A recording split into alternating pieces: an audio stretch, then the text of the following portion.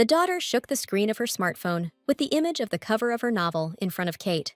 Kate, the main character of our story, a woman of retirement age, a former professor of the history department, looked around absent-mindedly. My daughter said that she waited 6 months for her new novel to come out. If Kate had known that she was about to be completely immersed in the world of this novel, she would have listened more carefully. The daughter showed her mother the main character. Her name was Delia. The girl said that her Delia was poor and lonely, but successfully fought against difficulties. Kate wasn't interested in the story of the fictional girl, not at all.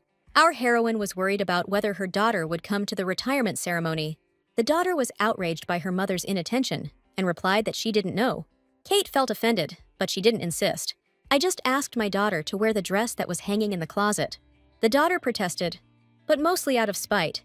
It was an expensive item. Kate would wear this dress herself if she could, but it's impossible.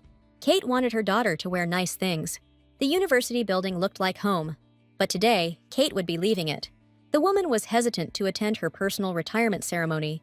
Her life as a history professor ended today. Kate listened absent-mindedly to the praise addressed to her. There was only one thought pulsating in the woman's head. The woman thought absent-mindedly about what she should do next. It was time for a group photo, but the woman didn't seem to be listening to the announcer. She looked around the room and noticed a familiar figure.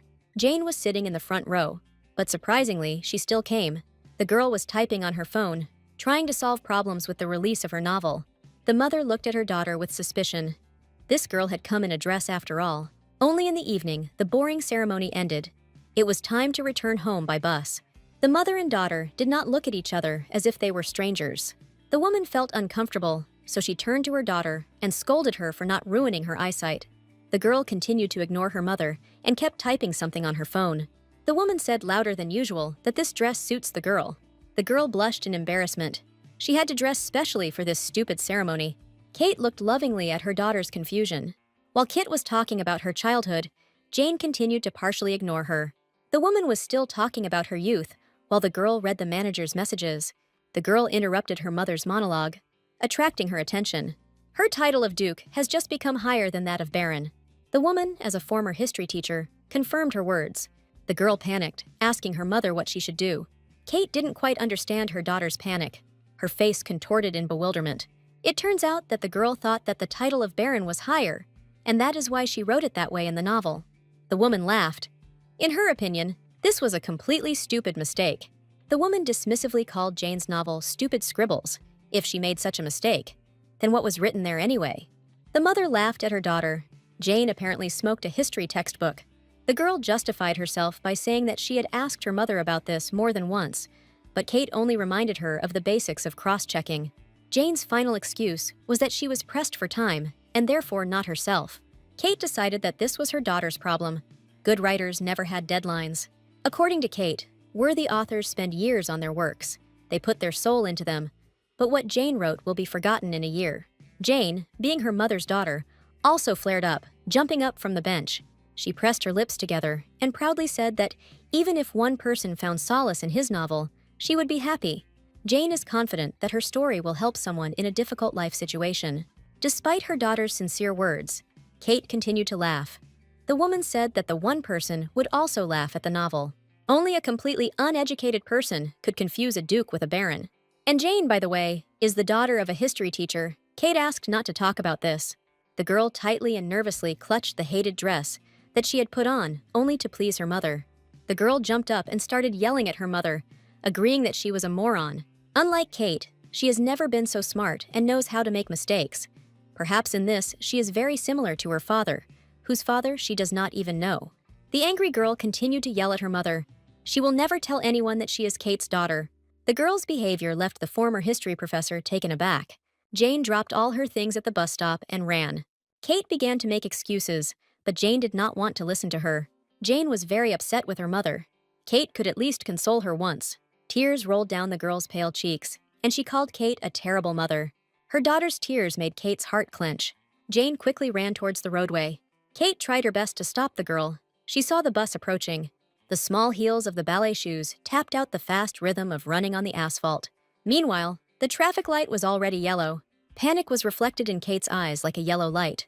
She saw her daughter moving inexorably towards death. The mother rushed after her child. The traffic light turned green, and the bus started moving. The woman pushed her daughter in the back, and there was a dull thud. Jane fell to the ground, hitting her tailbone unpleasantly on the asphalt. In the first seconds, she did not understand what had happened, again starting to blame her mother. Her eyes widened in shock as she saw a sea of blood. Blood soaked the woman's dark trousers.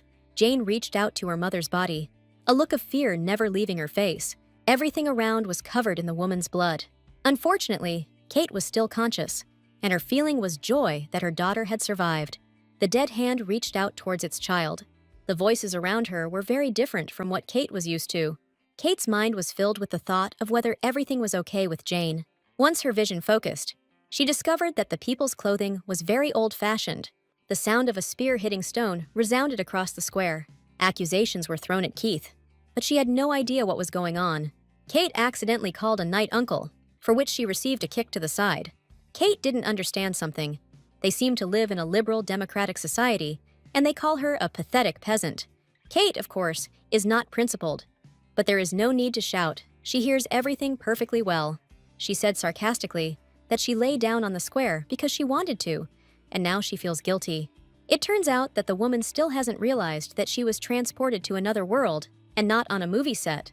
The crowd was whispering. Kate was acting like a crazy person, calling for her daughter. The knight grabbed her by the chest, screaming that she was a brat who forgot who she was talking to. Kate noticed her reflection in the knight's shining armor. Her eyes widened in primal shock.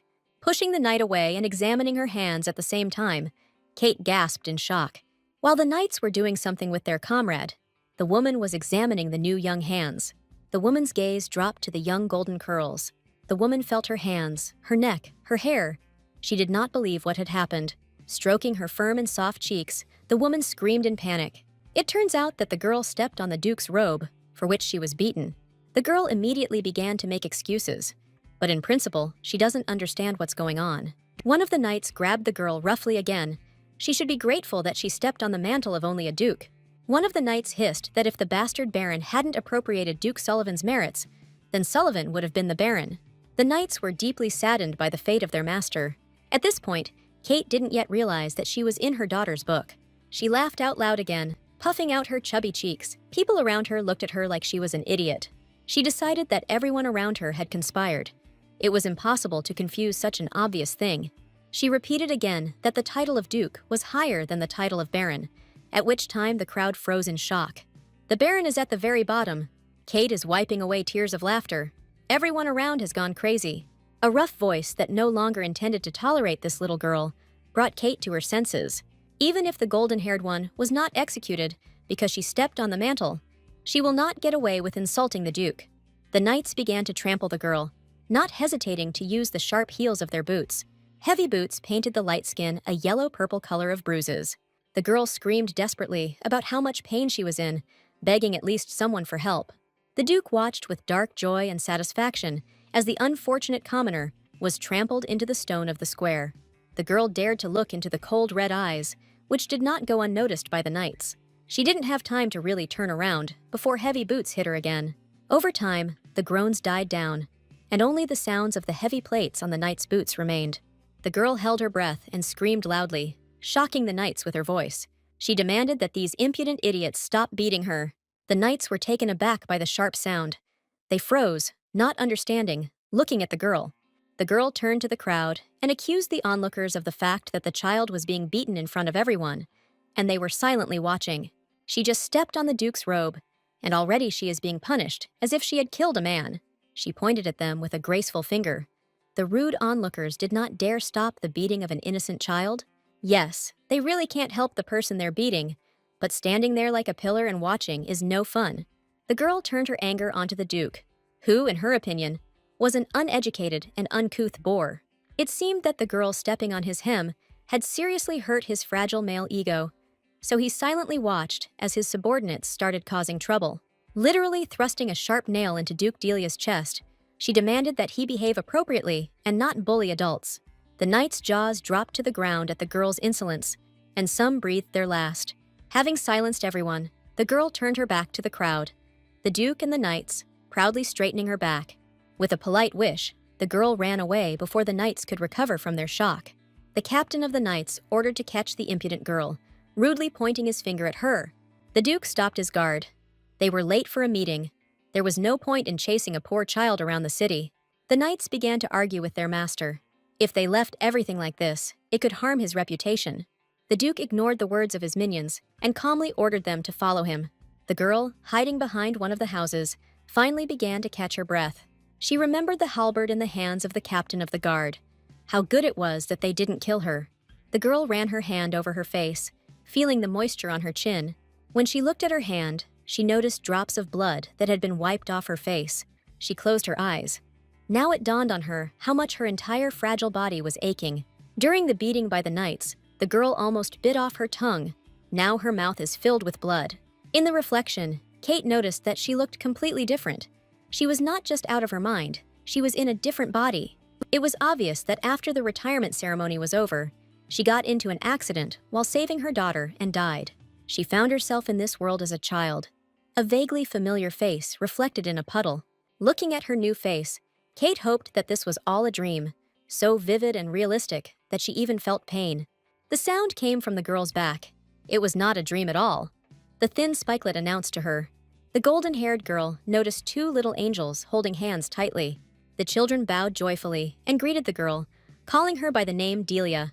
The girl was stunned, wondering how this could have happened, that she found herself in the wrong body. The little angels began to tell the newcomer the story of the character in whose guise she found herself. Delia is a poor girl who was abandoned in a stable one cold winter night. The baby survived on the streets, eating scraps and stealing from an early age. She is a child whose life is one continuous running and wandering. She is a poor orphan. The angels told the new Delia in detail the story of her growing up and childhood. Today, it so happened that the rebel Delia got into trouble in the square by stepping on Duke Sullivan's robe. The memory of what happened in the square today sent a herd of goosebumps down the girl's back. One of the angels suggested that the girl step on the baron's robe and the ruler's robe. Delia turned away, looking down in embarrassment. The angels told me that it would be very difficult for Delia to survive in this world. She could die at any moment. The girl bared her teeth at this prospect, wondering what the hell had brought her here. Sighing sadly, one of the little angels wiped away his non-existent tears. Wherever Delia goes, there is no place where she is not driven away. Poor little orphan Delia. How hard it is for her to live in this world full of darkness and evil. Dresses embroidered with gold and precious stones, jewelry and money. All this usually goes to the heroines at the end of the story. But not Delia. This can never be her destiny. She is not the character who eventually finds happiness. On the right, an angel attacked the girl, screaming that she was a poor orphan. Another angel came at her from the left, saying that she was a clumsy loser and a rebel. From the entire long triad of angels, Delia squeezed out only one important thing. She must not approach the young man with scarlet eyes. Just as unexpectedly and quickly as they appeared, the angels left the girl, quite recently, without any questions. The girl was taken aback by the movement. She wanted to catch up with the angels, but they disappeared. After saying her new name a few times, Kate remembered who Delia was. The woman recalled how her daughter talked about the main character of her novel. Delia is a girl with a beautiful appearance, a sharp mind, who attracts the attention of handsome men. Kate remembered the conversation about barons and dukes at the bus stop. The moment when Jane bragged about how her novel was published and had a beautiful cover. Before Kate's eyes appeared the very cover of the novel, on which Delia was depicted. And now she. As soon as Delia realized where she had ended up, a cry from the Duke's guards was heard from the side. One of the townspeople showed in which direction the girl ran, and the knights immediately went in that direction. Delia immediately started running, if she was caught. Then that was it, sionk, as they say. Boots tapped out a quick beat along the townspeople's paths. The knights searched all the alleys and shops. The girl's heart was beating wildly. She urgently needed to hide somewhere again. Suddenly, a black-gloved sleeve covered her mouth and pulled it aside. Delia thought about biting the stranger, but decided to hold off on it. Behind the mask hid a guy with snow-white hair and pale but plump lips. To prevent the girl's labored breathing from giving them away, the stranger covered her nose. The guy put his finger to his lips and gestured for the girl to be quiet. The young man looked into the girl's eyes, asking her to be patient for a little while. The knights would leave, and he would let her go. The cries and tramp of the knights gradually faded away. They lost their way and headed in the opposite direction from them. The girl caught the scent of vanilla from the stranger's glove, which puzzled her greatly. The night guards, as expected, ran past the corner where Delia and the stranger were hiding. The guy finally let go of the girl, and for the first time in those minutes, she took a deep breath. Delia stamped her foot indignantly and began to attack the impudent guy, who simply apologized. The girl calmed down a little and, relaxing her eyebrows, thanked the young man for his help. The young man pulled the mask over his face and blinked a couple of times in confusion. So, the one who runs away is him, and Delia has nothing to thank him for. The girl was also surprised. They were looking for her. Although, if you take a closer look at the unfamiliar guy and his clothes, he really does look suspicious. Delia realized she had just met a real thief. The girl immediately called out to the fleeing young man, demanding that he tell her what he had stolen. Looking down at the girl, the thief tilted his head to his right shoulder in confusion.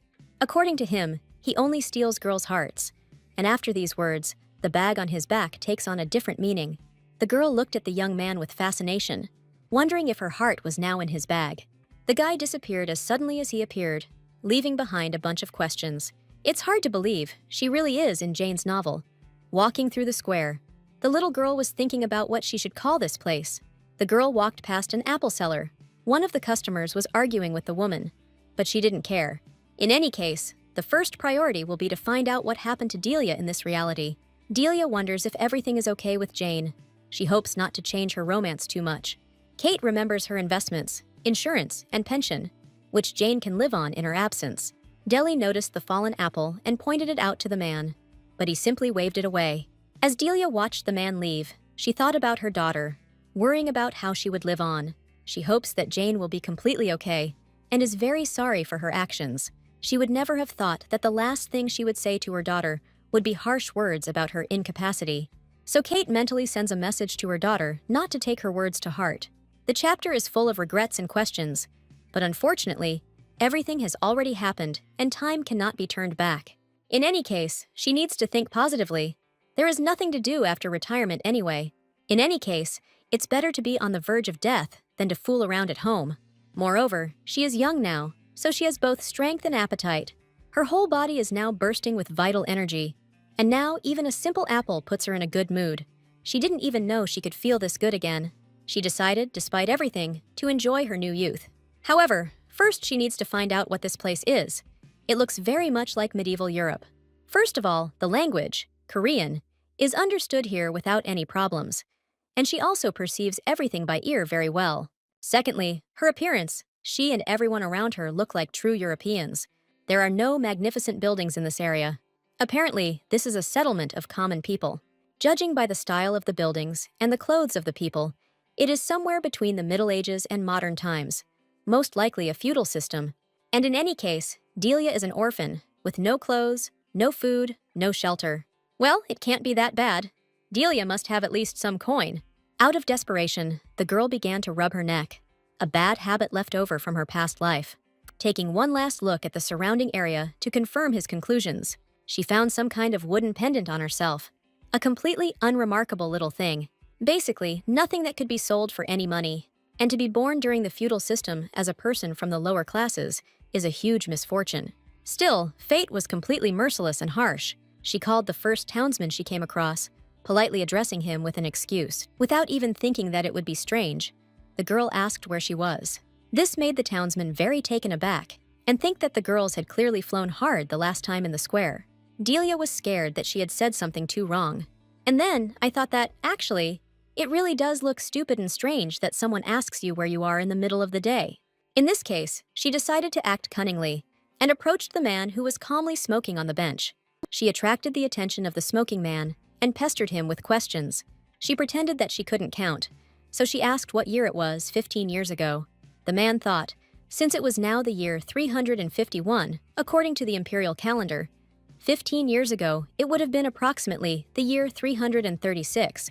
It turns out that this is not a European calendar, and in order to smooth things over, the girl admired the man's intelligence. The girl began by saying that if this man is very smart, then he understands our politics, to which she received a positive response. The girl asked him about what was happening in neighboring countries, and the man became interested in which of the strange ones she was speaking. The girl answered without thinking from above. It turned out that to the north is the country of Gloria. In Gloria, all they do is make noise. Now they have crossed the border of the Imperium. Delia concluded that this country is called the Imperium, and since people are moving here, the circumstances here are much more pleasant than in other countries. It turns out that people try to come to the capital of this country by any means possible. After all, this is a fairly large country. Society here is in disarray and unemployment is thriving. And here it is, a feeling of hostility.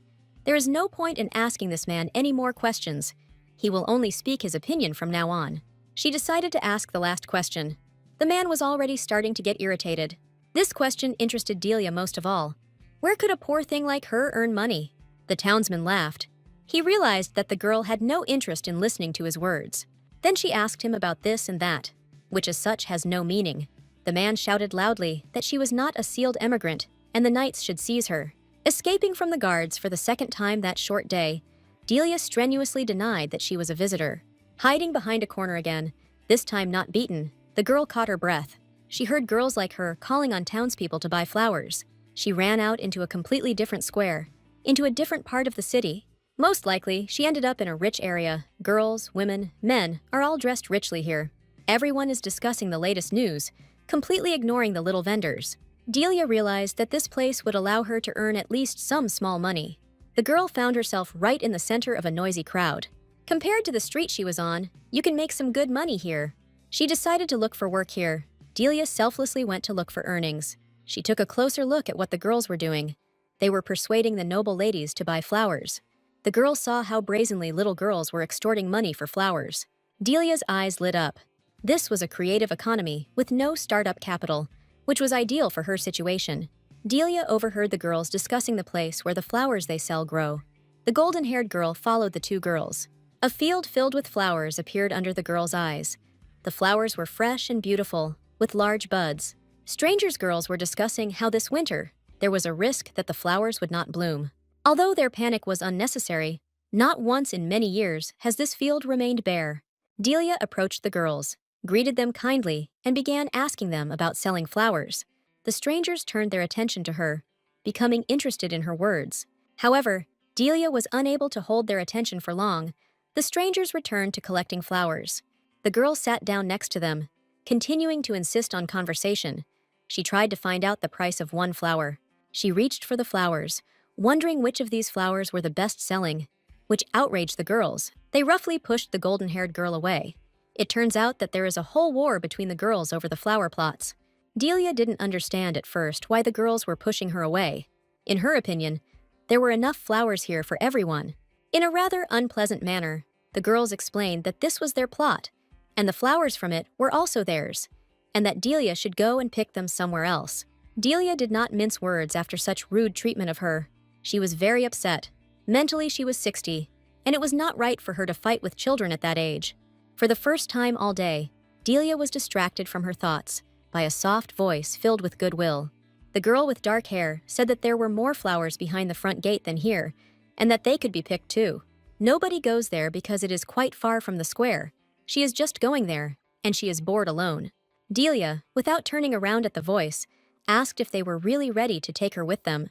The dark-haired girl was a little taken aback by such a reaction to her words. It turns out that Delia is already afraid to approach anyone in this country. Everyone is chasing her away. The girl assumed that Delia was a visitor because she had never seen her before, and she lent her a beautiful basket. At last, some hope for a brighter future was born in Delia's soul. She introduced herself and learned that her new friend's name was Bellucci. The girls shook hands and headed to the main gate. Pay attention to the name of the new acquaintance. Delia assumed that she was from Italy, but Italy does not exist here, so the question was stupid. The girls collected 2 large baskets of flowers, wished each other a successful sale, and ran away.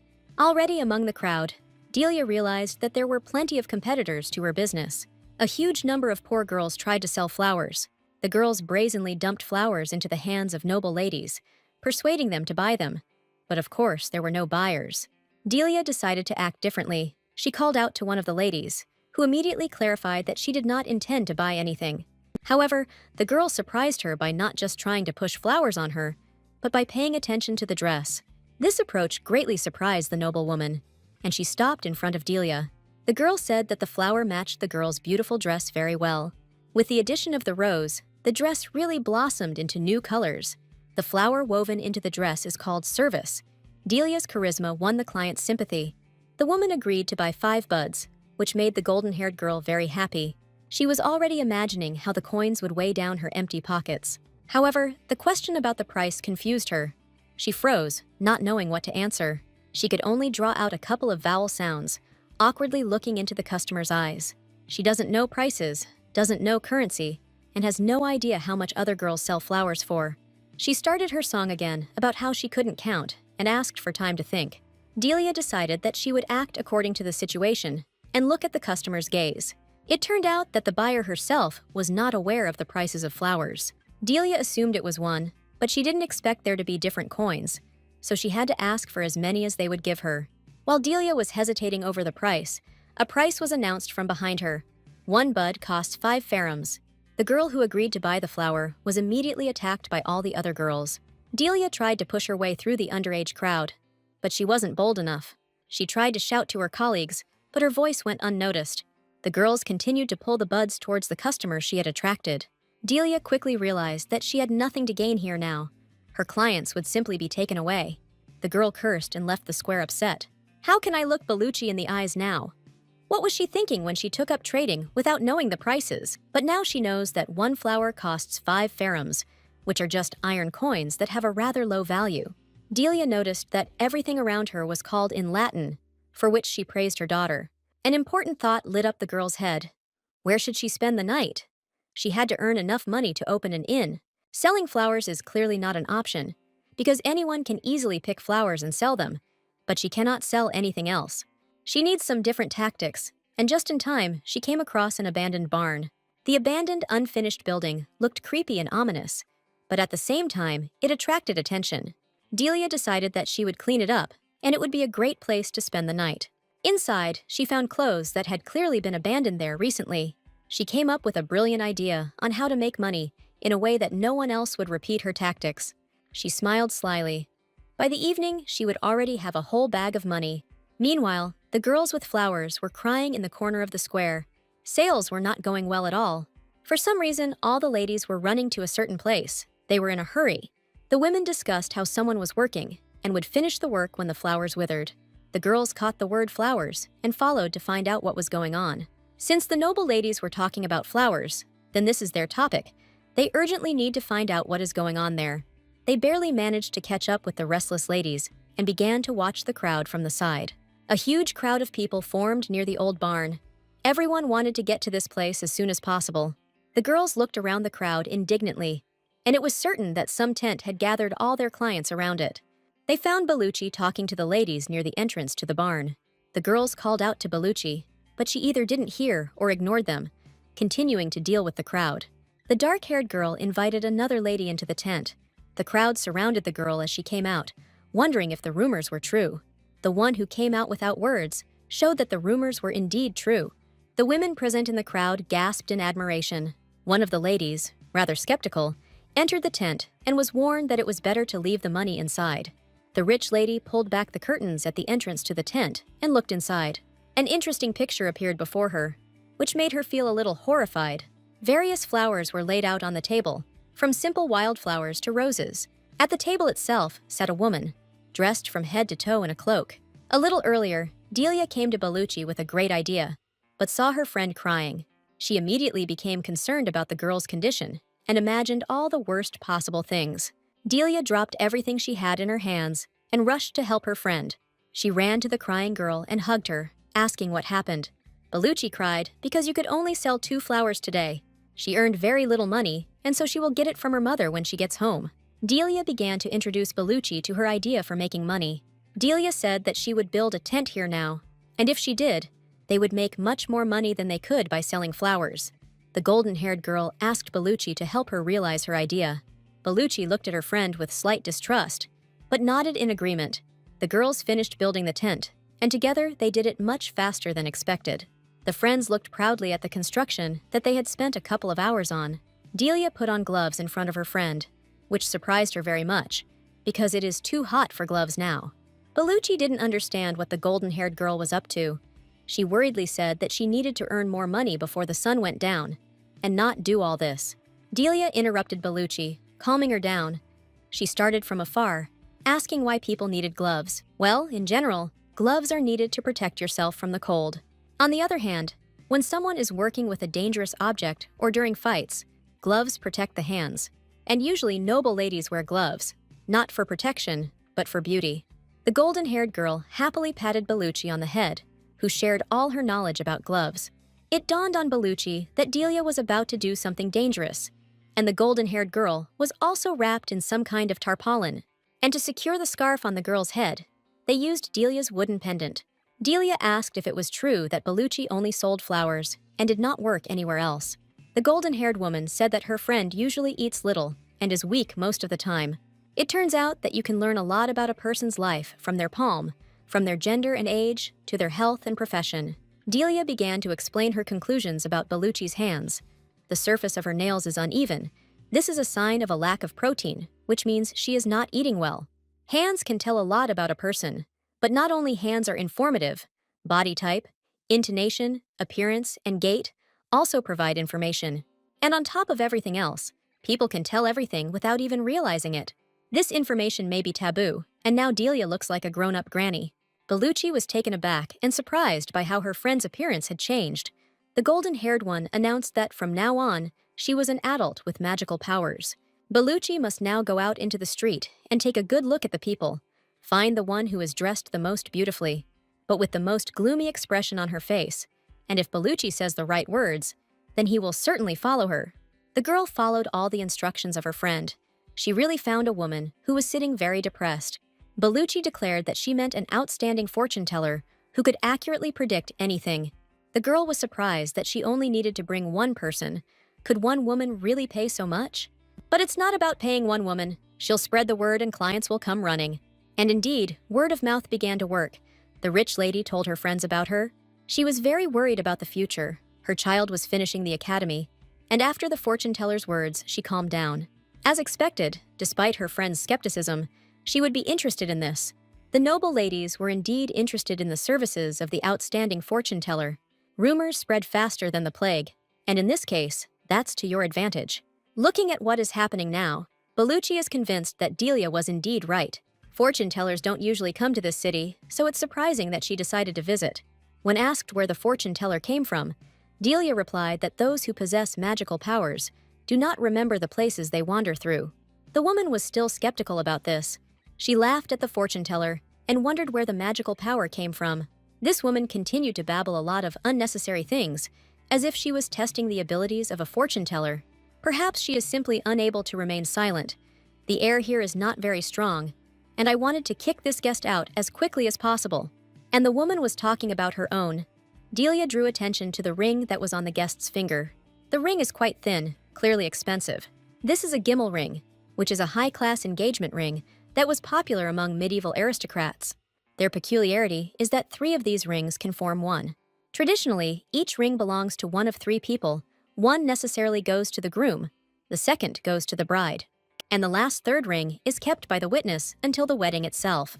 At the future wedding, the groom places all 3 rings on the bride, which symbolizes the unity of the couple. Delia thought of something she could tell the woman and began to tell fortunes with flowers. If the guest was interested, she could put money in the box. The guest's new surprise prediction came. Although she didn't even seem to say anything, she decided that she was right. The fortune teller really was a fraud, and there was no magical power.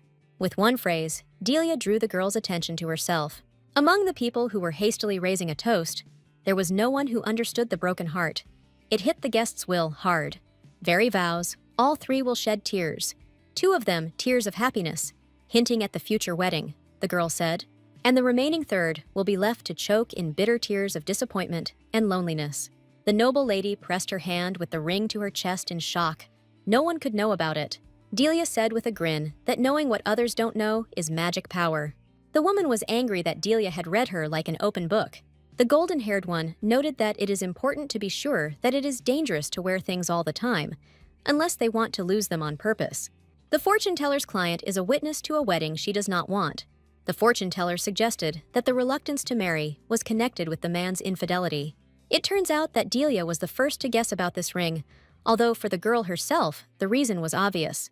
The fortune teller invited the girl to sit down, since she had already interested her. The fortune teller agreed to listen to the guest's full story and give advice. The guest began her story. Her sister Mila is 2 years older than her, and they have always had a warm relationship. Mila had been close friends with the groom since childhood. They grew up together, and later, when they grew up, they were still close. They were in love with each other. But one day, an old duke, seeing Mila's portrait, proposed to her. Mila was radically against this marriage, so she quickly refused without even thinking. But the father, not paying attention, decided to hold the wedding ceremony. But on the wedding day, the sister disappeared along with the groom. Although the disappearance was reported everywhere, the girl was never found, and it was decided that she had committed suicide. The only one who did not give up was the girl who came to the fortune teller. She found her older sister in a hut on the sea coast. As soon as Mila saw her younger sister, she came out and burst into tears with words of apology, followed, unsurprisingly, by the groom, holding a small box in his hands. Konyu said that they would soon have a lavish wedding and asked him to be their best man. Out of anger, the girl already wanted to leave this hut, but her sister, crying, held her back and said that a child would soon be born. Out of desperation, the girl agreed to become a witness. She does not believe that she has the right to be angry with her sister, so she came to the fortune teller for advice. Delia asked if the guest had told her parents that her sister had been found. After hearing the whole story, the golden-haired one ordered the girl to put her hand on the box. The prediction was determined. The fortune teller said that there is no need to ruin the fate of others. The guest should simply watch from the side. The guest considered the fortune teller's words nonsense and began to shout angrily at her. According to the girl, her sister is also the daughter of a viscount. She has always received everything of the highest quality, and she cannot continue to live in poverty. The golden-haired girl knew what to answer. Why then didn't the girl take her with her? If the girl had really been against her sister's wedding, she would have gotten rid of the ring long ago. If she really wanted to take her sister with her, she would have told her parents everything. If she really hated her fiancé, she could have taught him a lesson with the help of outsiders. But she didn't do that, which means that deep down she agrees with her sister's choice. The fortune teller understood the woman's concern about her sister. She gently ran her hand over the guest's palm, finally calming the girl down. It's really hard when you can't tell anyone about your feelings. Even if from the outside it seems like a road to hell, for a specific person, it can be heaven. If a girl really thinks it's terrible, she can easily help her sister. But Mila's choice should be respected. This is the only way she can find peace for herself. The crowd was getting noisier and noisier outside the fortune-telling tent. She quickly identified the man with strong arms and build, as well as a stubborn demeanor, as a military man. An elderly man, who was truly blessed by fate, had problems with his children. And the talkative woman, who immediately told herself everything, was surprised that the golden-haired woman quickly understood about her problems with her husband. She answered her visitors' questions again and again, arguing that her ability was based on magical power. Each time she suggested placing a hand on the magic box and saying what the guests would like to know from the future. Although the eras have changed many times within the long history, the life of people is not much different. The soldier gave up his place to a colleague, missing his chance for promotion, and he wonders if he did the right thing. The elderly man was worried that his daughter was wandering around the world. He was afraid that something could happen to him, and everyone calls the woman's husband a bad person and advises her to get a divorce. She is not sure whether it is worth continuing to live in marriage with him. With her mysterious magical power, the golden-haired one foresees the future that is written on the flower, although she simply knows the habits of people. People worry about things that haven't happened yet and suffer when they try to catch a bird in the sky. The advice to the soldier was that he should not interfere in this matter and give in. Next time he would have a better chance. She realized that the elderly man's house was strictly regulated, which is why his daughter ran away. The woman knew perfectly well that her husband was cheating on her, but thanks to the conversation with the golden-haired man, her heart fell into place. Even if the girl didn't really see the future, every problem has a solution. Delia immediately realized that the main reason people came to her was to be listened to and to receive comfort. She can comfort and speak politely to strangers, listening to them and supporting them, but she was unable to support her own daughter. Listen to her at the right moment. A familiar voice called out to the fortune teller from behind. A skeptical male gaze fixed on the back of her head. The girl quickly straightened the flowers, looking up at the young man. She began her song again about how, with her magical power, she could foresee the future written on the flower.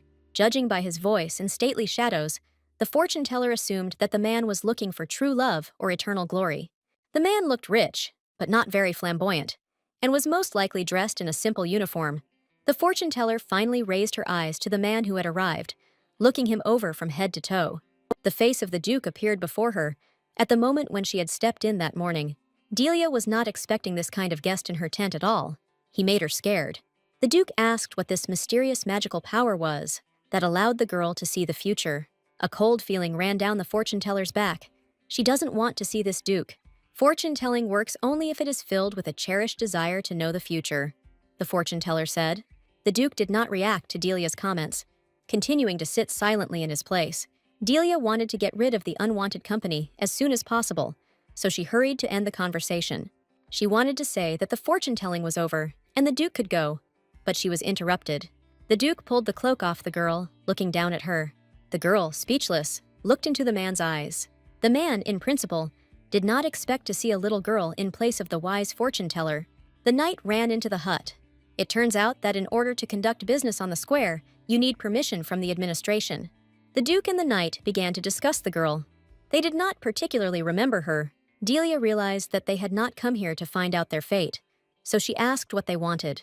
The Duke said that permission was a prerequisite for doing business in this area.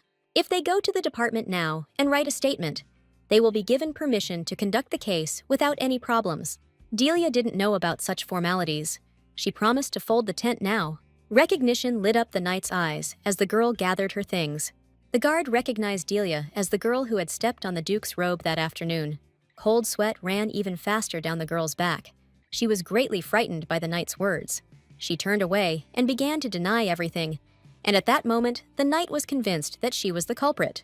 This is indeed the commoner that keeps catching my eye, and it is suspicious. The Duke decided that the girl must be taken with him for further showdowns. Delia approached Bellucci with a question about whether she was a good runner. This question caught the dark-haired girl off guard. She, of course, runs well. The guards decided to seize the girl again to get even with her, and the girls once again had to run away from the square. While the knights were catching the little one, who was running away from them like a mouse, the Duke stood silently to the side. Something caught the red-eyed man's attention, and he dropped down. On the ground lay Delia's pendant, which she had dropped during her escape. Sullivan picked up the wooden pendant. The man looked closely at the decoration. Most likely he understood something. Delia is already running away from these knights once again. She is already tired. Bellucci admired her friend's speed, to which the golden-haired girl replied that it was just a way to survive. The thought, like an arrow, pierced the girl's head. She couldn't feel the bag of money on her. She jumped up screaming. She forgot her bag in the square, a whole bag of money. One went crazy. Everything went down the drain. She worked all day and everything went to hell. Bellucci took a heavy bag out of her bosom and handed it to her friend. She took it when the golden-haired man grabbed her hand because she was afraid that the people would take it away from them. Delia hugged Bellucci tightly. Their money was there. It was such a joy. She gave her friend a cute nickname and never stopped praising her. The modest brunette only laughed sweetly in response, glad that she had been of some use. They earned 2 aurum and 803 ferrum, a rather successful sortie. As expected, gold, silver, copper, and iron are the local monetary units. 1 coin of high value is worth 10 coins of low value. This is not so different from the way money is counted in reality, but gold, if counted separately, would be worth more than 10 silvers. The girls were distracted from counting the money by other poor girls who surrounded them. Delia was already afraid that the angry mob would take away their earnings, but they only apologized for driving them out of the territory and taking away the buyer. It turns out that if they don't sell flowers, they will starve. So they were in a hurry, and that's why it happened.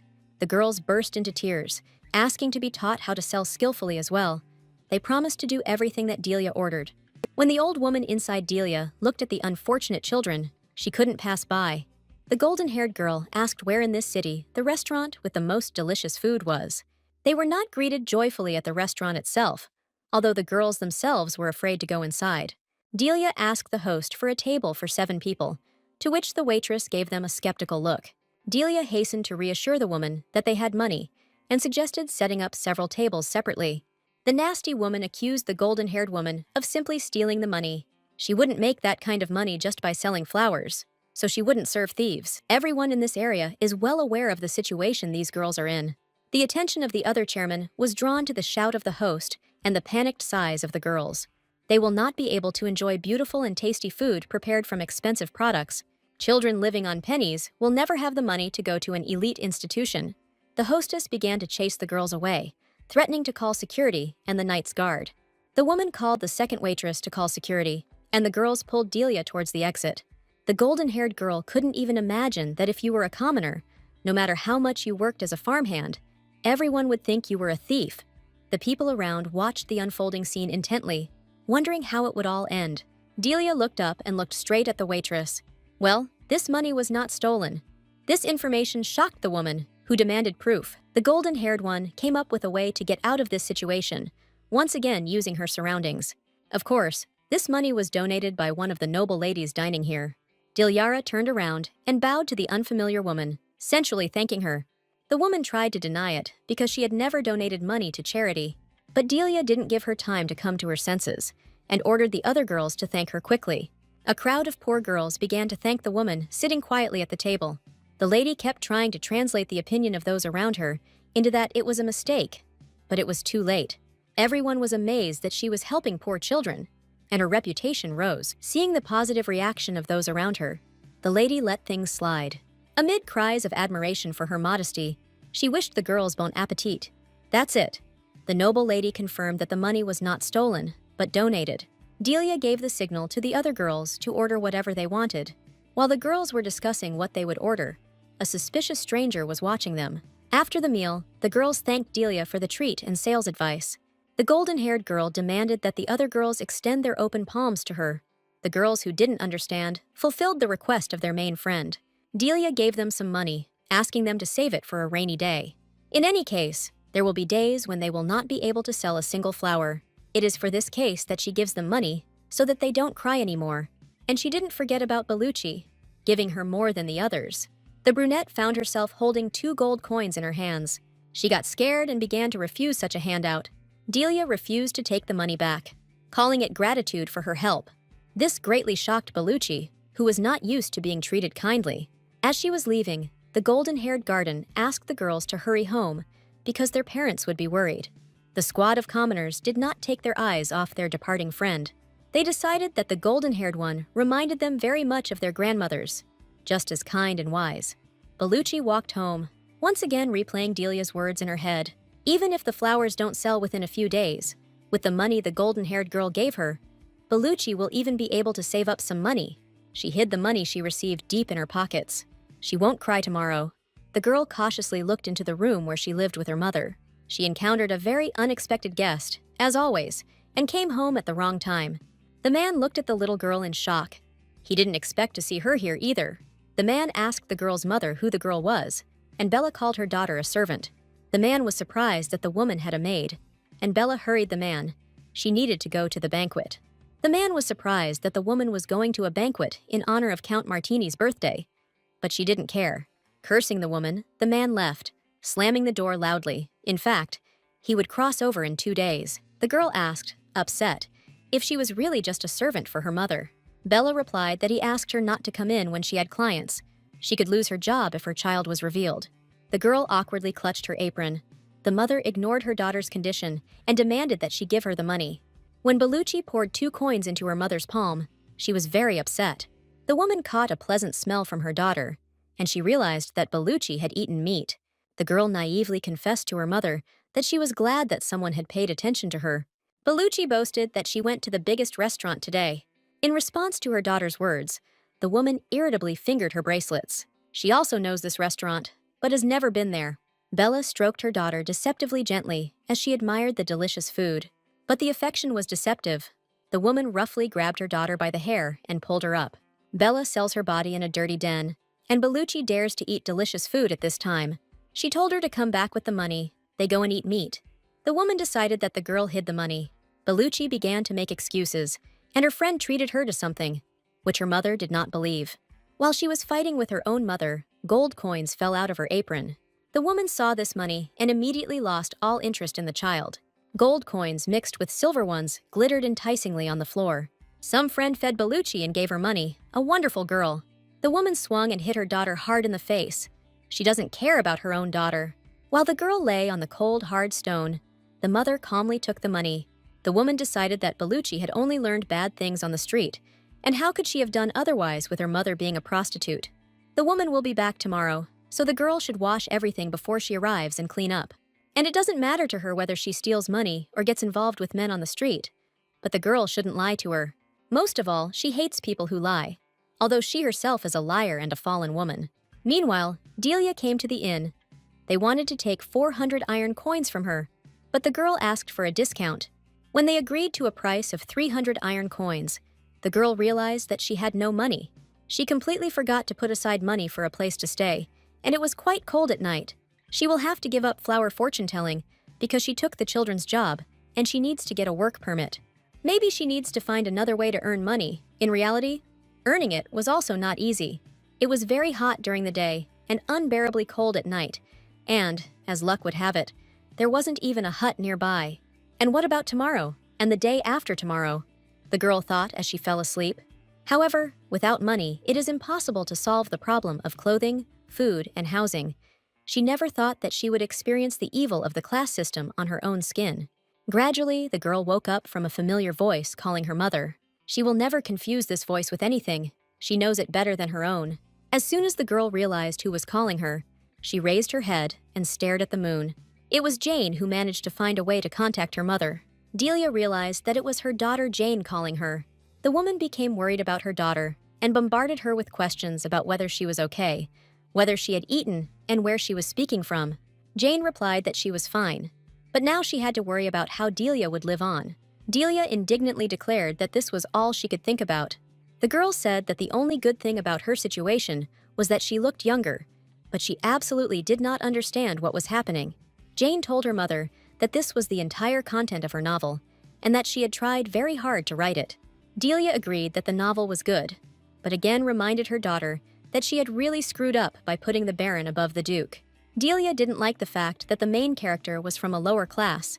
It would have been much easier for her if she had been of noble birth. Jane abruptly interrupted her mother's outpouring and asked if the pendant was safe.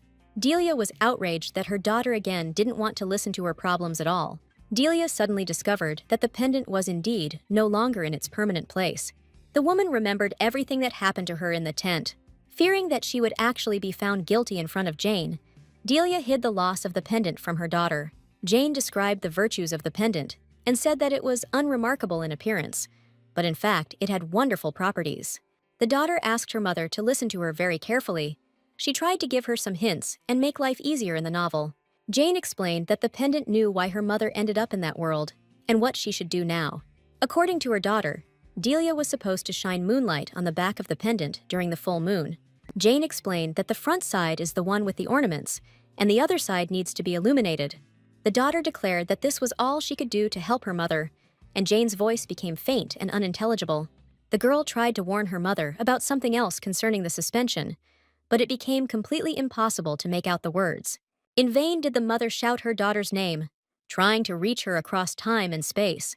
A huge moon looked down at Delia from the sky, and her daughter's voice fell silent. The rain beat down mercilessly on Delia's face and body, drowning out her cries for her daughter. The door behind Delia swung open, and a very indignant male voice asked her not to shout so loudly and to let him sleep peacefully. Delia turned around and saw a very nice young man, about 20 years old. The young man looked in surprise at the incredible stranger who had woken him up. The boy grabbed Delia and pulled her through the door, calling her an angel who had come down from heaven to light his way. Some time later, the young people were sitting at a table in a rather poor room with 2 cups of tea. The young man apologized for his spontaneous behavior and explained that an angel with the same golden hair as the girl had simply come to him in a dream. The owner of the room explained that this angel was his inspiration, and for several years he created under the influence of this angel. The young man was very inspired and excited, declaring that their meeting was fateful. Jane tried to listen attentively to the incoherent speech of her new acquaintance, and understood that she did not have to answer at all. He would still chatter. Jane thought about her problems. She felt better knowing that her daughter was doing well, but it was a pity that the conversation was so short. Suddenly, Jane remembered the pendant and panicked. She had lost it, most likely in the tent. The woman calmed herself with the thought that it was useless to go look for the missing item now. It was dark anyway.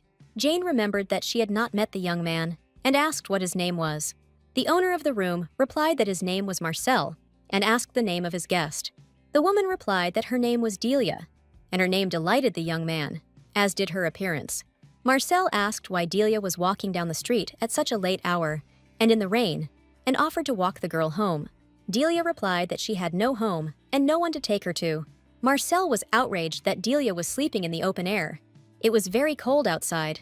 That was probably why she looked very tired, and asked where Delia's family was. The woman replied that she had no family and that she was homeless. When Marcel asked if she had a place to sleep in the coming days, Delia replied that she would find out by tomorrow evening. Marcel looked at his guest with compassion and asked if she liked the tea. Delia praised the tea and said that it warmed both her body and soul. Marcel offered Delia another cup.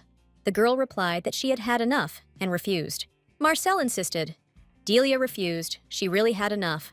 Suddenly, the girl saw a woman's hand in a silk glove slip out from behind a curtain near one of the walls of the room. Delia was scared. Marcel noticed that the girl was nervous and asked what happened.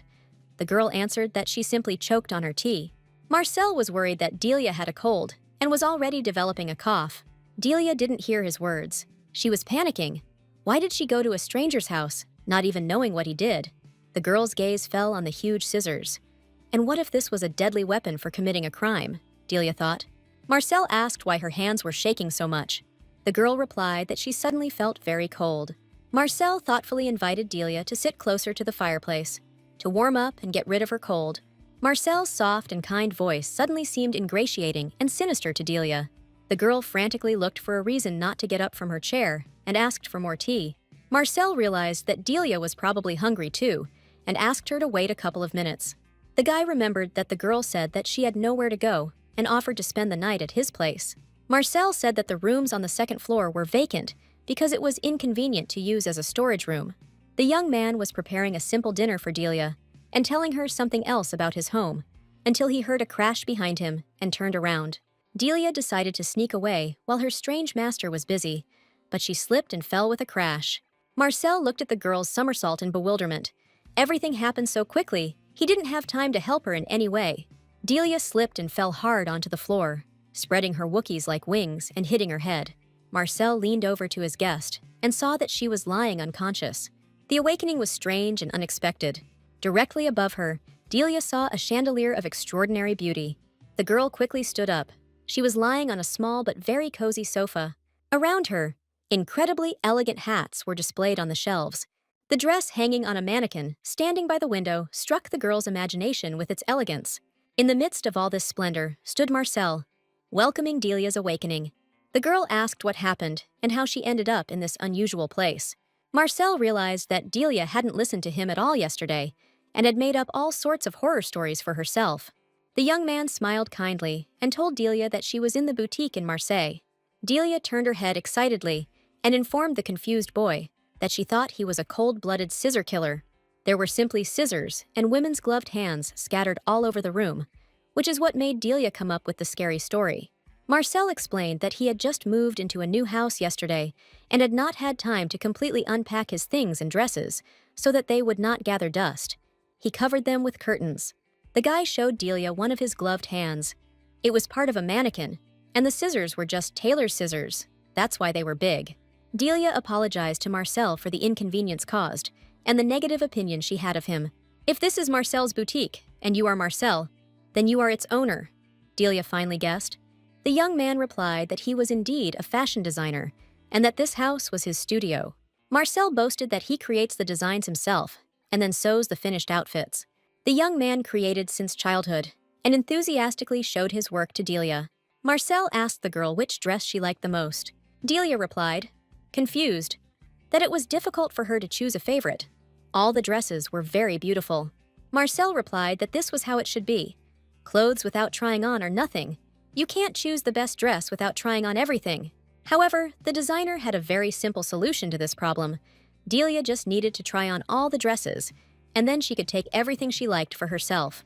The indignant girl replied that this could not be done, and that she did not like it at all. Delia always believed that such expensive things could not be obtained for free. Marcel replied that he had no intention of giving Delia all her things for free. Delia once again decided that Marcel was a maniac and offered beautiful dresses to little girls to lure them. Marcel was surprised why Delia constantly suspected him of some unthinkable things. He just needed the girl's help, something that only she could do. Delia couldn't understand what kind of favor Marcel wanted in exchange for these fancy clothes. The brave knight was covered in sweat from fear in the presence of his duke. He could not understand why his master needed this girl who looked like a chicken. The duke was indignant. Why should he repeat his order twice? Sullivan was angry. Since when did his subordinates need a reason to fulfill his wishes? The frightened knight fell to his knees in a fit of fierce veneration for his master. At this time, the duke's secretary appeared at the door and reminded him that it was time for the owner to go to class. Sullivan reminded the knight that he had been ordered to deliver a golden-haired, curly-haired girl to the duke's residence. The main characteristic of this person was her incredible eloquence, although she herself was from a lower class. The duke demanded that she be found immediately and brought to him. The knight did not dare to contradict the duke. As soon as the door closed behind him, the man hurried to carry out Sullivan's order. The four knights listened attentively to their commander. The general described his conversation with the duke in vivid detail, accurately conveying the host's emotions. The subordinates were surprised at how accurately the commander imitated the duke's facial expressions. The general ended his story with an order for all his subordinates to immediately join the search for the girl with yellow hair.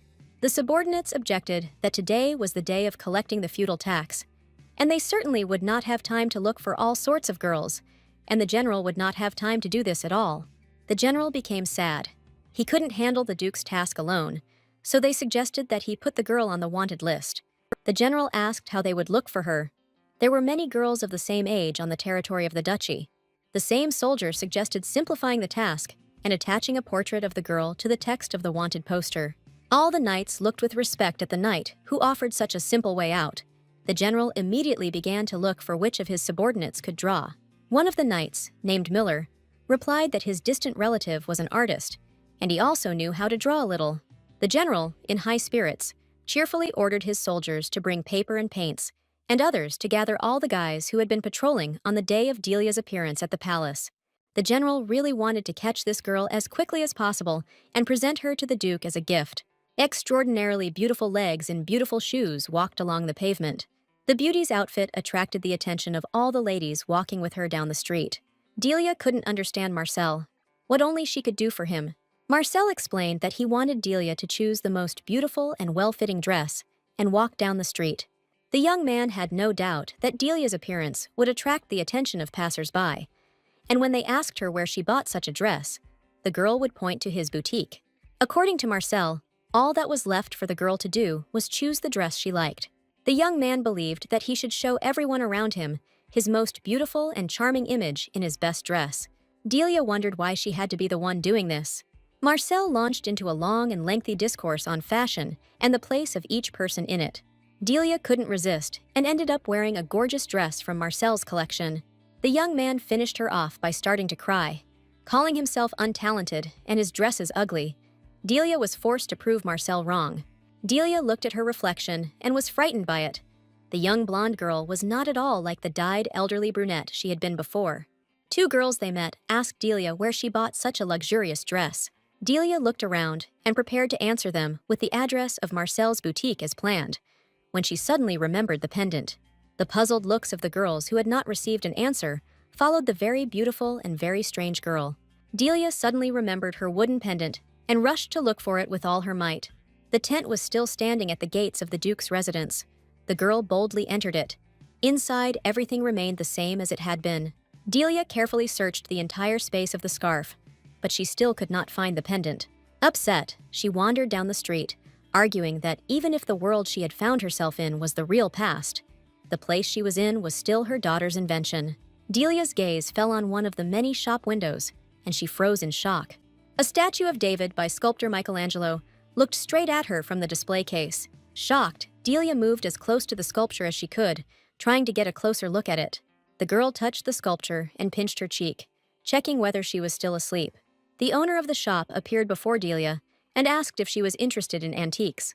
The owner of the shop invited her to come inside and admire even more antique goods. Delia walked through and began to look with curiosity at both the ancient Greek ceramics and the Roman-style dishes, all of which had been brought from Gloria. The girl noted that there were many real relics and works here, and items from the East were mixed in with Western exhibits. Leonardo da Vinci's Mona Lisa sold for a ridiculously low price.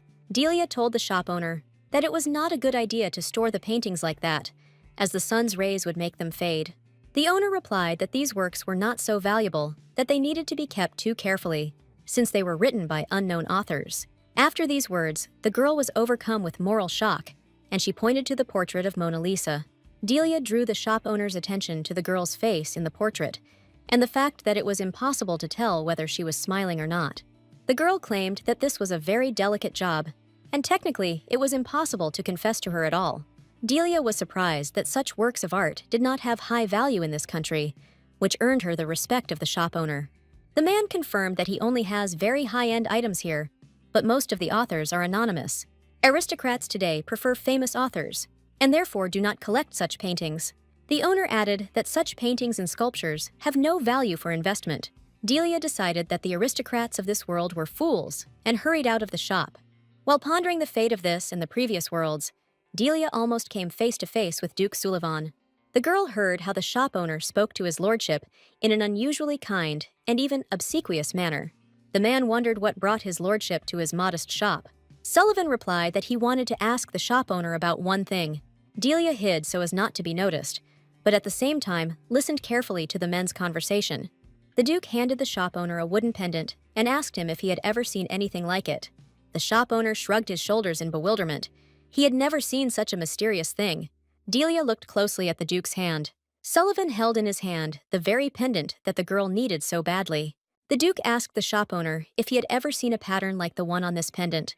The man replied that it was the first time he had seen such a drawing, and asked where Sullivan got such a thing. The Duke explained that the pendant had been dropped by a beggar girl, and he needed to find it. Delia fell silent and listened to the conversation between the Duke and the shopkeeper. Sullivan thought he saw something familiar in the girl standing next to him, and he fell silent for a moment. The shopkeeper said that he had never seen an ornament like the one on the pendant before, and that the design seemed unusual to him. Usually, such pendants are made to attract good luck, and the sun placed in the middle serves to attract happiness. Delia listened carefully and realized that the unusual thing about the design of her pendant was that it had an image of the moon around the edge. The girl was alarmed by the Duke's message that he was looking for her, but she was sure that the Duke did not remember her. Last time, he didn't recognize Delia until a subordinate told him. Delia came up with the idea of posing as a noble person, the owner of the pendant, as if she had initially lost it, and the beggar was supposed to find and return it. Or maybe she should just grab the pendant and run away, relying on the strength of her legs. But then Delia remembered how her daughter had told her about the full moon, and realized that until that time, she would not need the pendant. The shopkeeper reasoned that since time immemorial, the sun had been considered a symbol of good luck. The moon design on the pendant puzzled him. Delia didn't even listen to him anymore. She decided not to take any risks for now, and wait until the pendant was returned. The girl realized that these people still didn't know what she served for. The Duke was disappointed. He was convinced that the shopkeeper was seeing such a thing for the first time. The man confirmed Sullivan's guess. He had never seen such an ornament before. From the men's conversation, Delia realized that there was no visible drawing on the back of the pendant, and she would only find out what was there on the day of the full moon. That is, in a month. The shopkeeper suggested that the pendant was most likely made of oak wood and probably quite recent. The shopkeeper returned the pendant to the Duke, and he could say nothing more about it. The man advised Sullivan to get rid of the thing, as he felt it would bring him bad luck. The shopkeeper reminded the Duke that several people had died during the previous polar night, and he simply became furious whenever he saw the moon. Delia didn't listen to the rest of the conversation. She ran as fast as she could to Marcel's boutique. She needed to urgently implement her plan. Right from the doorway, Delia asked Marcel if he knew Duke Sullivan. Marcel replied that he had not heard of such a thing, and asked how Delia knew about it. Delia did not deign to give Marcel a clear answer, and clarified whether the higher title was Baron or Duke. Marcel replied that the Baron was higher than the Duke. Delia asked if there were any clergy in the country. The girl was very surprised to hear that there were no such people in the country, just as there were no believers. Marcel replied that the population is divided into three main classes: the aristocracy, which includes the king, baron, marquis, count, viscount, duke, and knights. The second class is the common people, free and serfs. The third is the lowest, slaves and vagabonds.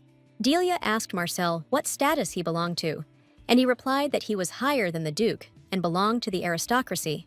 Marcel stated that Delia belonged to the lower class. The girl was surprised how he could have known about this. Marcel replied that from the clothes she was wearing, only slaves and vagabonds wore such rags, so anyone who saw Delia in those clothes could easily guess that she belonged to the lower class. Delia was surprised that, knowing about her origin, Marcel dressed her in such a beautiful and expensive dress and let her go out into the street alone. Marcel replied that he was not at all afraid that she would deceive him. The man told the girl that this country is called Imperium, and only force reigns there. In the Imperium, those with power are not only perceived by status and origin. For each person, the definition of strength differs depending on their value system. For some, strength is power. For others, it is combat power. For others, it is intelligence. Those with power are treated as equals by the people of the Imperium, regardless of status. For Marcel, the highest power lies in beauty, so he accepts Delia as his equal. Delia reasoned that status was still more important than power, when in other cases she received treatment that befitted her lowly position. The girl thought hard about what Marcel had told her. Delia suddenly asked if Marcel had any acquaintances among the aristocracy who could tell her about the influence, disputes, and disagreements of the nobility in the Imperium. Marcel stated that in order to create sparkling outfits, he needed to preserve his pure inner world, which was not facilitated by soul-blackening communication with high society.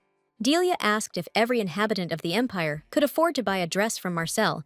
He replied that his products were expensive, and some cost as much as an entire house. Hearing this, the girl asked Marcel to ask the girls who came to him with orders if they had a job suitable for her. Marcel sighed in disappointment. Did Delia really want to leave him? The man looked sadly into the girl's charming eyes. Marcel was upset to tears. Did Delia really not like working for him and wearing the clothes he created? Delia reassured her friend that she simply wanted to get closer to the noble ladies, so that she could show them his outfits and he would increase sales. Marcel noted that aristocrats could come to his boutique themselves, which is why Delia was suffering. The girl was pleased with Marcel's care, but she needed to get into aristocratic circles. Delia brought down on Marcel a mass of arguments, according to which it turned out that placing her in some noble house to serve would be beneficial to both of them. Marcel could not bear the pressure and agreed. He was not able to hold the girl by force. Pleased by her friend's compliance, Delia also asked him to teach her to read and write. The general looked with admiration at Loomer's portrait of Delia. Now the girl would be found quickly. Marcel was styling Delia's hair, preparing to send her on another publicity walk. The tailor was delighted with his pupil. She learned the letters in one night. It was the first time Delia had seen such writing, but the principle was the same as in reality. But Marcel only had one book. Delia went outside, thought for a moment, and then ran to the antique shop. In her haste, she did not notice Bellucci, who unexpectedly appeared at the door of the boutique. Bellucci didn't have time to say anything to Delia, as she ran off in a direction known only to her, paying no attention to anyone. To tell the truth, Bellucci herself was surprised to see her friend in an expensive new dress. She barely recognized her. The girl noticed that Delia came out of the doors, through the glass of which expensive outfits were visible. For some time, Bellucci looked at the chic dresses and hats through the glass door. Emboldened, the girl entered the boutique. At first, Marcel mistook her for a client, but when he saw her beggarly dress, he became confused. Bellucci dispelled his doubts by telling him that she was Delia's friend and saw her come out of that door. Marcel asked Bellucci to wait for Delia and offered her some tea. Bellucci was about to refuse, but the conversation was interrupted by loud screams from excited women of different ages. A crowd of clients of all ages burst through the boutique door, eager to order an outfit from Marcel. The ladies wanted to see the designer and the tailor, which left not only Bellucci, but also Marcel himself, completely confused. Marcel tried to calm the heated ladies down, but he had little success. The crowd almost crushed the couturier. The ladies competed over styles and fabrics. The visit of so many clients at the same time threatened to turn into a brawl. Marcel begged for help, and Bellucci agreed to save him. The couturier asked her to take paper order forms and write down the names of everyone who came. The girl was confused and told the master that she couldn't write. Marcel was upset at first. How else could this friend of Delia's help him? Bellucci herself didn't know what to do next. Enterprising Marcel came up with another solution. He decided to take all the ladies out of the boutique, and the girl would let them in order of queue. Bellucci was delighted. She would cope with this task perfectly. In an antique store, Delia found real-life works of art and artifacts. The girl reasoned that this was, of course, an imaginary world. and that the Duke had been confused with the Baron. However, it would be strange to transfer real things into a novel without changes. Delia looked through several books, but she always came across a recipe for cooking falconer's food. Delia was distracted from her futile search by the question of the origin of her outfit. The girl clearly answered that she had purchased this dress to order in the Marcel boutique, which is located in a green building on the 3rd Street. The ladies left, and Delia returned to her search. It was already beginning to seem to her that she would not be able to highlight any information from the books. Delia was about to leave when a brilliant idea suddenly came to her mind. The girl asked the merchant if he had maps of the Imperium and other countries. To the shopkeeper's bewilderment, Delia replied that her father was sending her on a trip, and she had absolutely no idea where to go. Maybe he could advise her on something. The shopkeeper unfolded the map and explained that to the north and south of the developed lands, there was a snowy land and a desert. Respectively, these places were not suitable for the travel of little ladies. The girl noticed that the map said Finis, which was probably the name of the entire world. The map was quite simple, but it showed the borders of states and land holdings. Delia asked if it was true that many people from Gloria were moving to the Imperium, and she was told that in Gloria the most important thing is honor, and if people lose it, they run away to another country. The merchant recommended that the girl go to Meridium, the capital of Pecunia. It was more interesting there than in Gloria.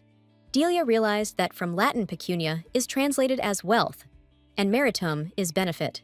The merchant said that all the goods from the mainland were collected in the port of Meridium, and that there were high-class hotels along the coast. The girl asked about Libertas, and learned that all the people there were vagabonds. There was no government, and there was no security. Libertas is freedom and Gloria is glory, Delia realized, so the names of the countries here define their values. The girl pointed her finger at an incomprehensible triangle on the map. There was no inscription on it. The man explained that this was Trigon, a military neutral zone of 3 countries, where outsiders were not allowed to enter, and it was impossible to get in. Delia guessed that the dotted line divided the land holdings of the aristocrats. The girl pointed to the most convenient location, and decided that the capital would certainly be there. She was told that the place was the estate of Duke Sullivan. Delia stated that then Sullivan must be the most influential in the Imperium. The merchant replied that the most influential was Baron Moulton, despite the fact that the capital was within the Duchy of Sullivan. The man showed her where the barony was. It was large, but the border was not guarded and was more like a wasteland. But Sullivan's holdings were around the capital. This state of affairs seemed very strange to Delia. The girl always believed that quality was more important than quantity, and since the best lands and the capital belonged to Sullivan, he should be the Baron. The shopkeeper was frightened by the girl's words and asked her not to speak about it loudly. Delia was frightened not by her own carelessness, but by the shopkeeper, who looked around and made sure that they were alone in the room. The man leaned close to the girl's ear and whispered that, in his opinion, Sullivan looked more like a baron. Delia listened attentively to everything her interlocutor said. The shopkeeper said that Duke Sullivan was elegant and fearsome, but his appearance did not suggest that he was the least of the country's aristocrats. You can't say the same about Baron Moulton. It's clear from everything that he's a very superficial person. His family isn't very ancient, and they say that he's an illegitimate child. The shopkeeper believed that these conversations were not in vain. Besides, there was a rumor that the Baron had risen to his status by dishonest means.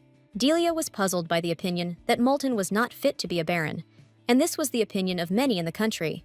The obliging shopkeeper offered the lady a look at the lands of her house and asked her the name of her family.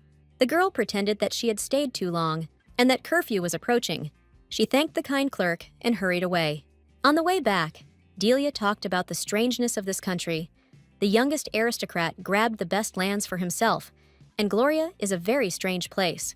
The girl remembered the pots from Gloria that she had seen in an antique shop, very similar to ancient Greek ceramics. Admiring the clouds, Delia reasoned that the motifs could be borrowed, but other countries did not remind her of real ones. So where did all the goods in the antique shop come from? On the way, the girl found herself in a crowd of people discussing some poster on the wall. The girl pushed forward, and her surprise reached its limit. On the wall hung a caricature very similar to her, with a description and a promise for information of a paltry reward of 1 aurum. Sullivan's guards were looking for her. People began to disperse, laughing skeptically. They considered it impossible to find a person with such a description and image, and for such a ridiculous price. The captain supervised the posting of posters. Everyone was very tired of this business, and the night executor convinced the commander to drop everything and go and relax in the nearest bar. Suddenly, the captain jumped up and hurried towards the departing girl. The man grabbed the girl's hand tightly and had no intention of letting go. At last he found her.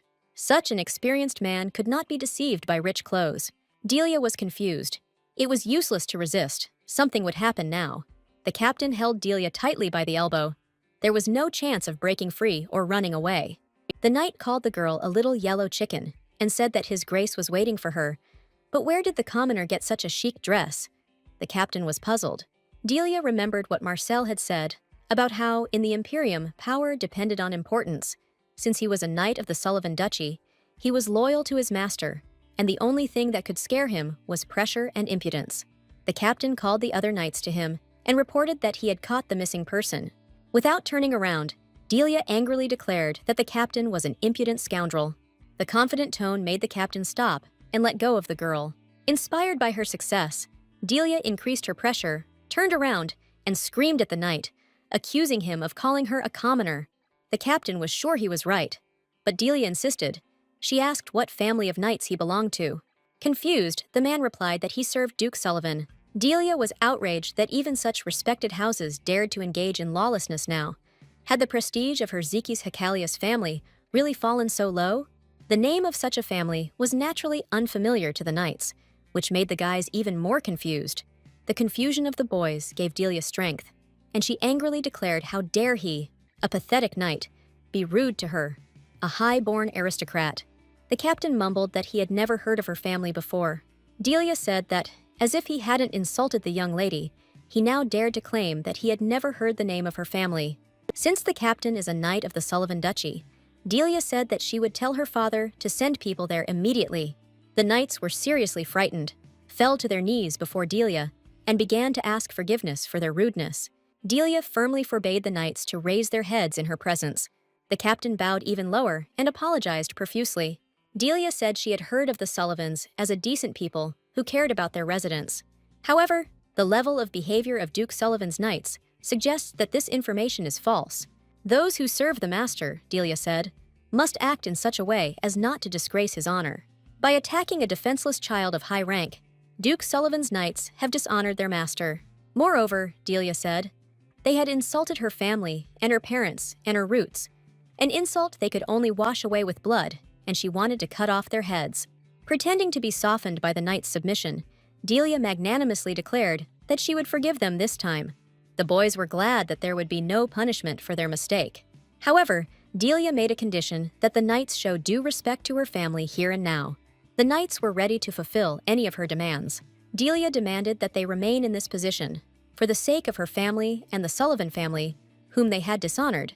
This would prove their sincerity. The boys were not supposed to raise their heads and stand up until the mistress allowed them to do so. While the kneeling knights argued about who was to blame for the situation, Delia tiptoed away from them and then ran at full speed. While running away, Delia thought that Sullivan had apparently sent knights to look for her. But why would he need her? Maybe because of the pendant. Not far from Marcel's boutique, Delia bumped into Bellucci. The friend looked charming in her new dress and explained that it was a gift from Marcel for helping with clients. Delia was happy for her friend. The dress suited her incredibly, although Bellucci was embarrassed, since she wore such an outfit for the first time. Delia invited Bellucci to have lunch together, but the girl refused. She was already late and needed to run home. Bellucci suggested spending time together next time and promised to visit Delia. At the doors of the boutique, Marcel said goodbye to the noblewoman, and she promised to send a carriage. This dialogue seemed strange to Delia. Marcel saw the girl and said that he had found a job for her. It turned out that Baron Milton was looking for a servant. Delia was surprised. Life was full of coincidences and signs. Marcel reported that the Miltons needed a rather unusual maid. The Baron needed a companion servant for his only daughter. Origin was not important. The main thing was the right age, accommodation, and food at the employer's expense, plus a salary of 500 ferrums. Marcel added that they would soon send a carriage, and if Delia wanted, she could go. Bellucci met her mother. The woman was reclining on the couch with a smoking pipe and looking at her daughter with irritation. The girl enthusiastically showed off her new dress and said that it was a gift from her friend. The woman did not believe her daughter, and did not even listen to her story about how she earned this dress. Looking coldly at her daughter, the beauty called her a liar and started a scolding and scandal. Bellucci listened in silence. Everything was as usual, but today it was somehow more offensive than always. Delia got ready quickly and now was pining away while waiting for the carriage, wondering if maybe the carriage was being built for her from scratch, and that was why she was taking so long. Marcel asked if she was really going to leave. He had a bunch of cool dresses made for her. Just an incredible number. Delia reassured her friend that she would wear his dresses and live in comfort, and it would all be thanks to him. Marcel was sorry to let the girl go, and he asked her to visit him more often. At this moment, the door to the boutique swung open, and a tearful Bellucci appeared on the threshold, hugging a new dress. Delia rushed to her friend, asking who had offended her and what had happened. Bellucci just cried. She noticed the packed suitcase and asked where Delia was going. The girl replied that Marcel had found a vacancy for her as a servant in a noble family, and that a carriage would soon arrive to pick her up. Bellucci rushed to her friend with a plea to take her with her, promising to do everything Delia asked. Delia suggested that Bellucci stay with Marcel and work in her place in the boutique. The girl replied that this was not a solution. Her mother would soon find her and drag her home. Marcel said that Bellucci needed time to pack his things, and the carriage would arrive soon. Bellucci replied that she had no things at all. No clothes, no shoes, only what she was wearing. At this time, a man entered the boutique and said that he had come from Baron Milton to pick up the maid. Marcel advised Delia to go, and he would think of something with Bellucci. The girl walked briskly towards the door. Her beloved and only friend sat on the floor, incredibly upset and sure that Delia would leave without her. Delia turned around and asked why Bellucci wasn't following her. The girl was delighted and hurried to the carriage. The coachman asked which of the two girls was going to the barony.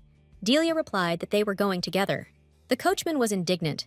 He had received orders to bring only one maid. Delia ordered Bellucci to get into the carriage and told the coachman that he had not listened well to his master's orders. Without listening to any objections from the coachman, Delia quickly got into the carriage. The girl looked at the man and said that if he was not going to return for the second maid again, then he should take them both. The coachman didn't understand anything, but he was confused by the confidence with which the blonde gave orders. Sitting in the carriage, Delia remembered Marcel's words that this was the Imperium, a country where power reigned, and she thought that maybe Baron Milton would recognize power in her. Bellucci, sitting next to Delia, was glad that she had managed to get away from the evil woman that fate had destined to be her mother. The coachman didn't understand anything. He was used to obeying the strong, and now his thoughts were in complete disarray. Bellucci looked at the landscape outside the window with pleasure. She noticed a brown ribbon on a branch of one of the trees. The girl looked at the ribbon for a long time, not understanding who could have called her so high. The housekeeper, like the coachman, clearly remembered that she had been ordered to hire only one servant and did not understand why two girls had arrived. She ordered the coachman to stop, but Delia offered to hire two. The housekeeper replied that the girl was talking nonsense and one of them had to come back. Delia said that she personally could not return because she had bragged to all her friends that she had been hired by the baron. And in general, the girl wondered if the daughter of such a high-born gentleman as a baron would really be satisfied with just one servant. The last argument seemed reasonable to the housekeeper, especially since she now had someone to choose from. Two candidates are always better than one. The woman took the girls to the servants' room and ordered them to be in the kitchen at 5 in the morning without delay, and after that they were to meet with the mistress. The housekeeper left. The friends, not believing that they had succeeded, closed the door and were left alone. Delia fell onto the bed, exhausted. It had been a hard day. She had had to demonstrate her strength too often today. Bellucci admired the maid's form, and she found the material from which the dress was made and the frills that decorated it beautiful. The girl thought that wearing such clothes and working in them was simply wonderful and was very grateful to Delia for taking her with her. In the morning, the girls set to work. Bellucci willingly and quickly carried out all orders. Delia, on the contrary, thought that they were being overloaded. The girls were sent to serve refreshments in the living room. They had to enter silently, follow all instructions, but not leave until told. Bellucci was very interested in what the baron's daughter was like. Delia did not quite understand her friend's delight. The girls entered the living room and saw the baron. He was receiving a guest and talking to her about preparing for his daughter's wedding. The guest believed that the baroness was still so young, and there was no need to rush to marry her off. Delia looked at the man and decided that this was Baron Milton. His guest was probably of lower status than he, and was not on close terms with the Baron. Of course, the Baron's daughter was sitting at the table, a beautiful girl, but with a very stern expression on her face. Delia decided that the Baroness was a complex and interesting character. However, what struck the former professor of history and archaeology most was the portrait hanging on the living room wall. It was Girl with a Pearl Earring by the Dutch artist Jan Vermeer, the Northern Mona Lisa, apparently the original. Delia was filled with respect for the Baron. Only a true connoisseur and art lover could acquire such a painting. The guest asked to show her a ceramic vase recently acquired by the Baron. The Baron drew the guest's attention to the sought-after vase and told him that it had been bought at an auction in Pecunia. He admired its magnificent shapes and patterns. Delia, along with the owners, looked closely at the vase and was amazed by the delicacy of the work. The pattern on the vase resembled blossoming bunches of grapes. The Baron said that he had many unique ceramic dishes in his collection, but this vase, due to the high level of painting, was his most valuable acquisition. Delia couldn't understand who created this wonderful vase, but she agreed with the owner that it was unique. The Baron boasted that this vase was a true national treasure. Delia agreed with him completely. The guest assumed that this vase was very expensive. The Baron replied that no amount of money would be wasted on such works of art. True dignity, the Baron believed, comes only from a respectful attitude towards art. The Baron's daughter was clearly bored and burdened by the conversation. She ordered the maids to bring her some fruit. Delia thoughtfully analyzed the Baron's words, and Bellucci immediately ran to carry out the young lady's order. The guest suggested that the Baron probably planned to give this vase to his daughter for her wedding. The Baron agreed that it would be a wonderful gift for the most beautiful bride, the most beautiful thing. Bellucci walked carefully towards the table with fruit. She carefully passed by the vase in question. The owner's daughter, unexpectedly and unnoticed by others, stuck out her foot so that the girl stumbled. Quite predictably, Bellucci lost her balance. The Baroness planned everything correctly. The girl fell, catching her foot on a table with a vase. Delia froze in surprise and fear. Bellucci lay on the floor, with fragments of the most unique and expensive vase in the world scattered around her. The Baron froze in surprise and lost the power of speech. Bellucci turned white with fear and despair. The young Baroness was delighted with her malicious trick. Delia rushed to her friend, examined her, and asked if everything was okay.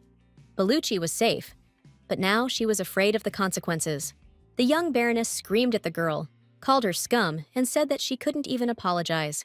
Bellucci threw herself at her mistress's feet, asking her to forgive her. The girl promised to pay for the damage with her hard work. The young Baroness was adamant. She was not going to forgive the maid. She had to be kicked out. Otherwise, she might reveal her role in what happened. The Baron screamed that it was all a terrible dream, and his daughter was already asking him what to do. The girl inflamed her father's anger by reminding him that this pottery had cost him 500 gold coins. Bellucci was shocked by the exorbitant cost of the vase.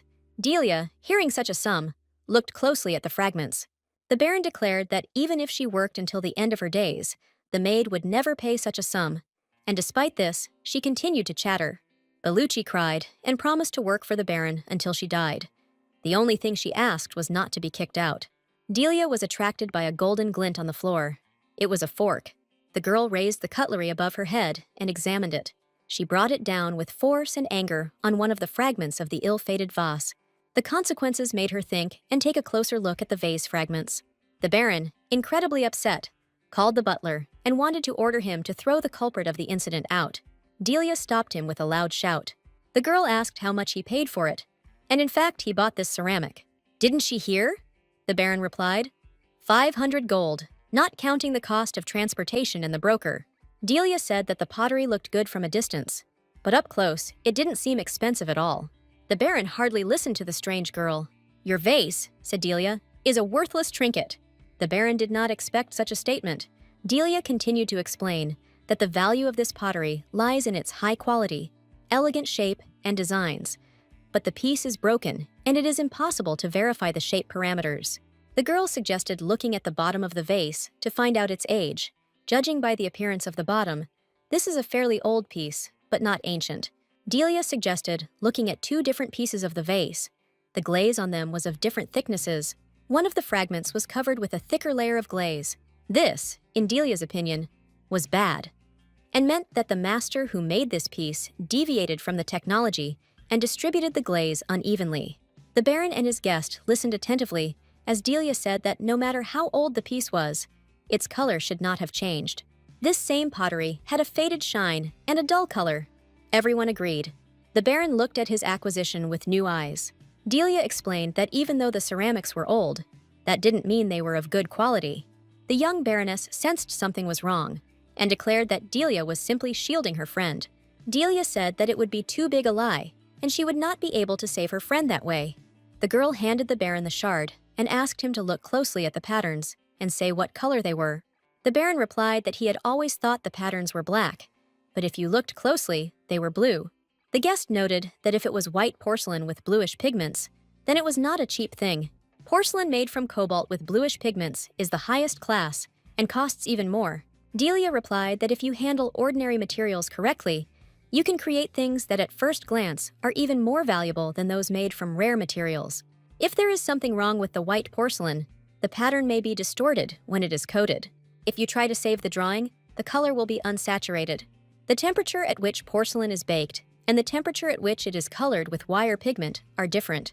Delia agreed with the lady that porcelain with blue pigmentation was very valuable, but when this vase was made, such pigmentation was not used.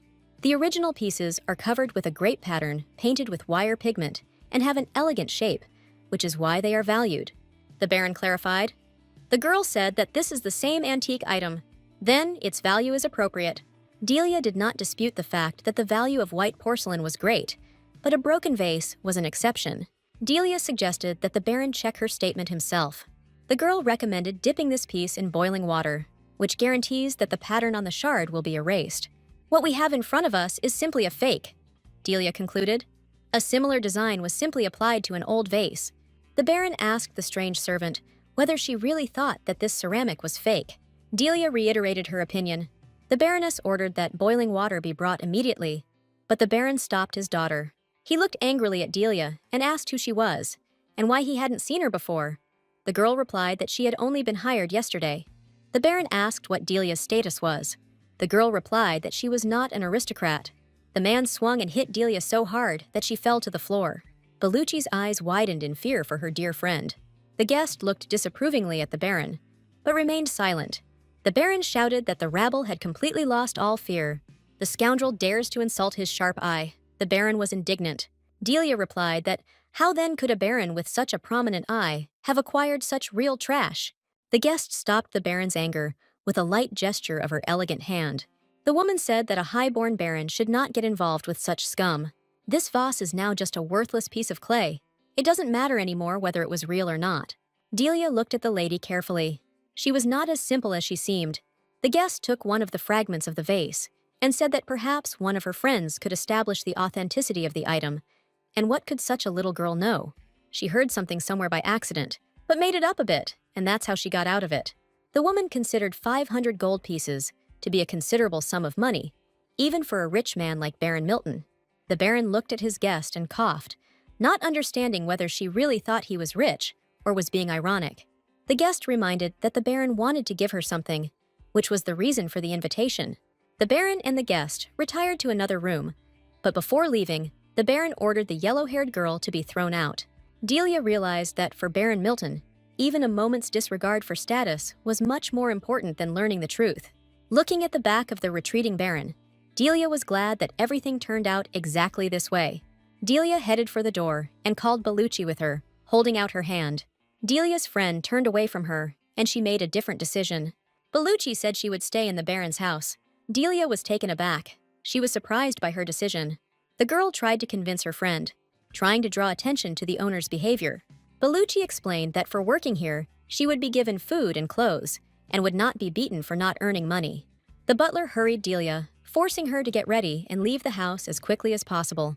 The man grabbed Delia by the collar of her dress and dragged her towards the exit. The girl tried to shout to her friend, but in vain. Delia walked briskly along the road to the city and thought about how people like the Baron were influential in the Imperium. It was a laughing matter. The girl was not let go of the fear for her friend. Soon Delia was caught up by a carriage following the same road as hers, from the Baron's castle to the city. The carriage stopped, and the Baron's guest greeted Delia. The lady invited her to sit in the carriage with her. Delia did not resist. The lady brought Delia to her castle, located not far from the Baron's estate. Delia looked around, assessed the furnishings, and realized that this house was more luxurious than the Baron's. The woman brought the girl into a room with a vase similar to the one the Baron had. The lady asked Delia to determine the authenticity of this item. The perfection of the shapes and design unmistakably indicated the authenticity of the product, which Delia hastened to inform its owner about. The lady told the girl that she was wrong. This vase is a fake and was purchased on the black market in Pecunia, and less than 100 orums were paid for it. Delia replied that it meant the lady was lucky. The actual value of the item does not depend on where it was purchased.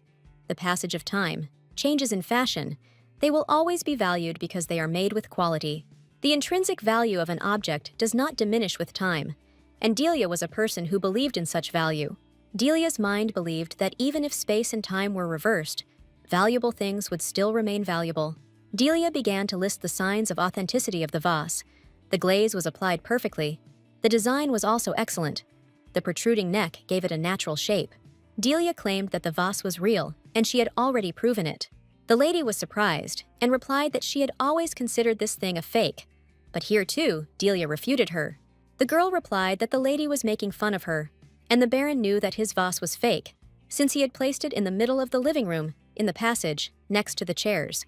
Delia pointed out to the lady that her vase stood in the office against the wall on a wide and not too high table, away from the bookcase, and that was not how cheap things were stored. The lady even took off her gloves before entering the room so as not to accidentally drop the vase made of slippery gloves.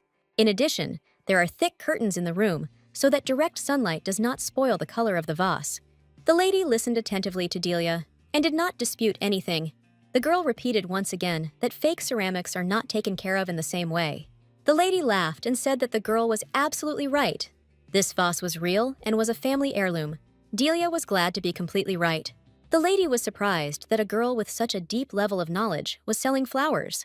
The woman said that on the day the girl brought her friends selling flowers to the Belvia restaurant, she was also there.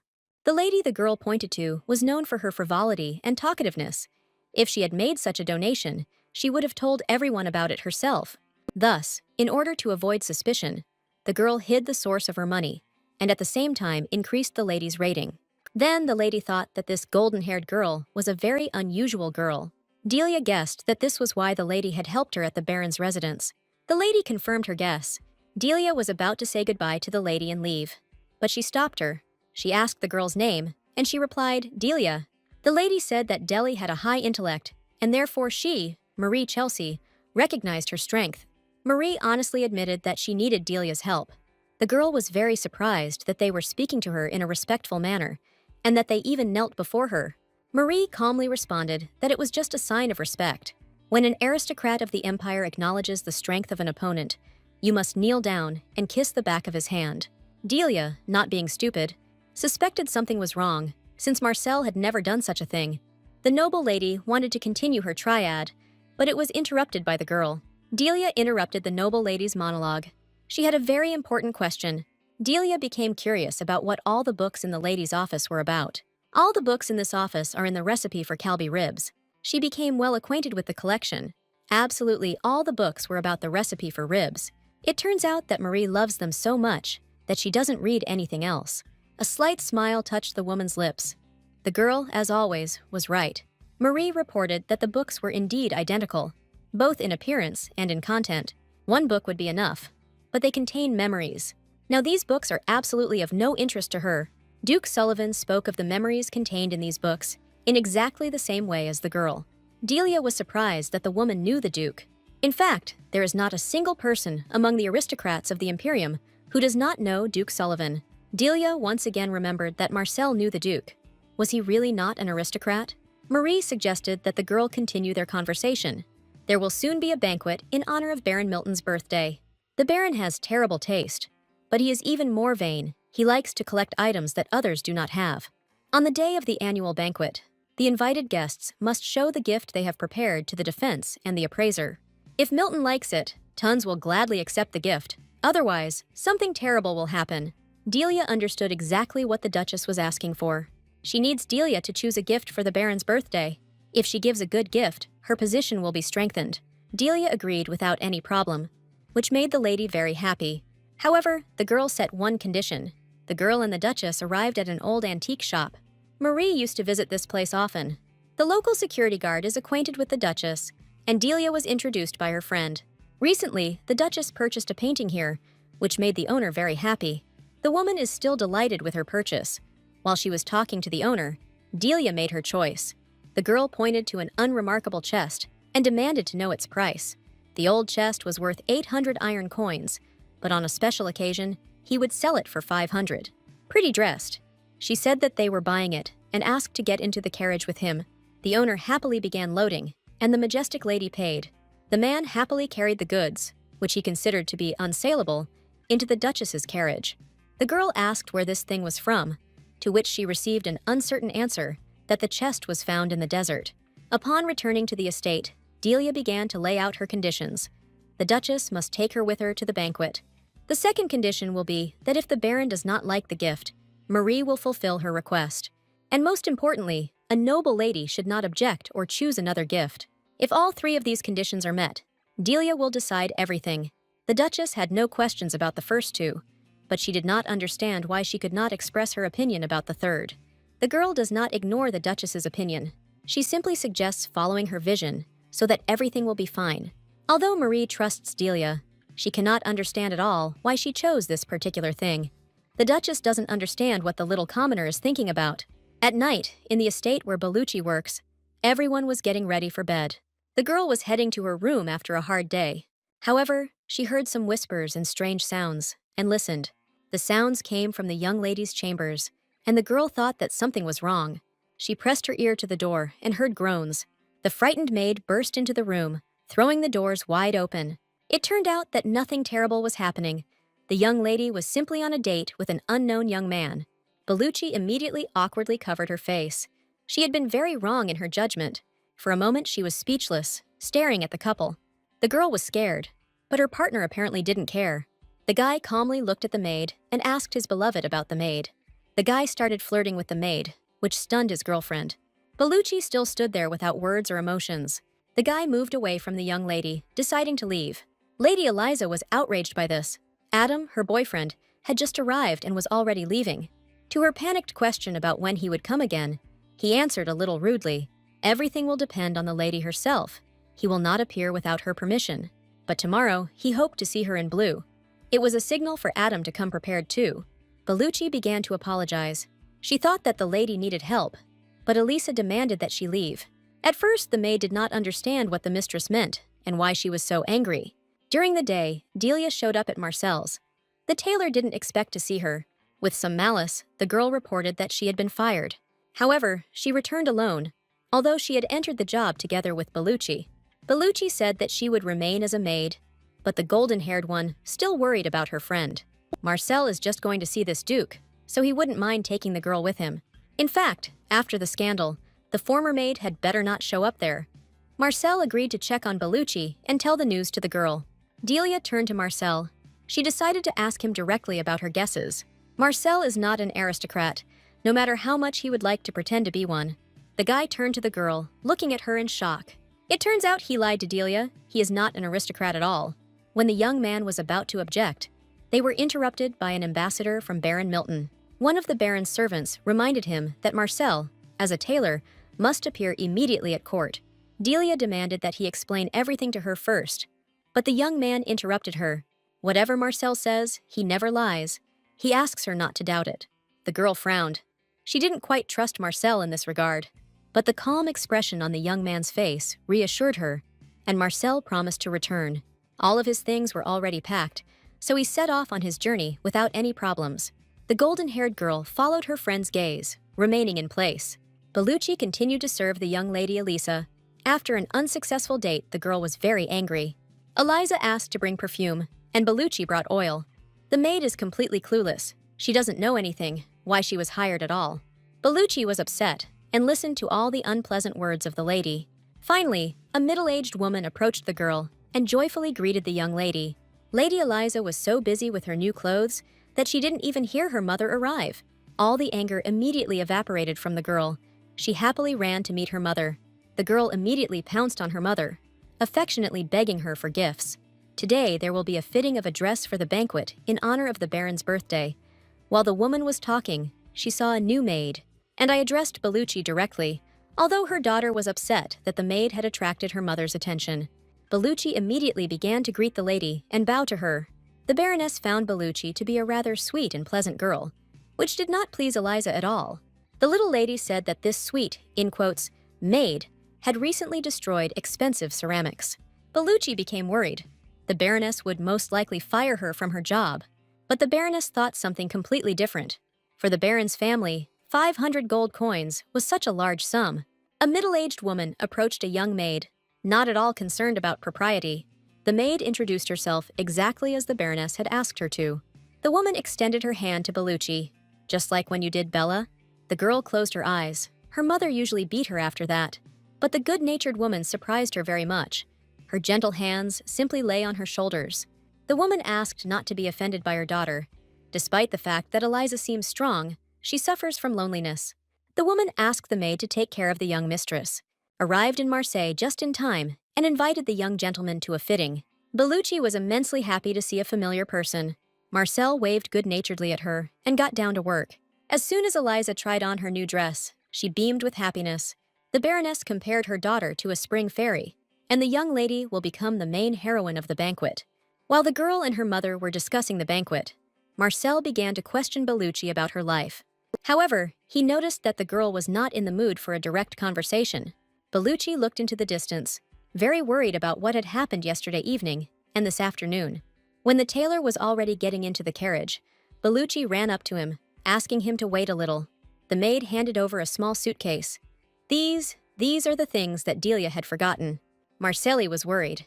Indeed, everything was fine with Bellucci. She had been very quiet today. The maid said that she was fine, and that the same should be conveyed to Delia, so that she would not worry. The next weekend in Marseille invited Bellucci to visit his boutique, so that his girlfriends wouldn't get too bored. In the silence of the night, Bellucci again thought about her fate and the people around her. The girl huddled on the bed. She had been living away from her mother for several weeks now.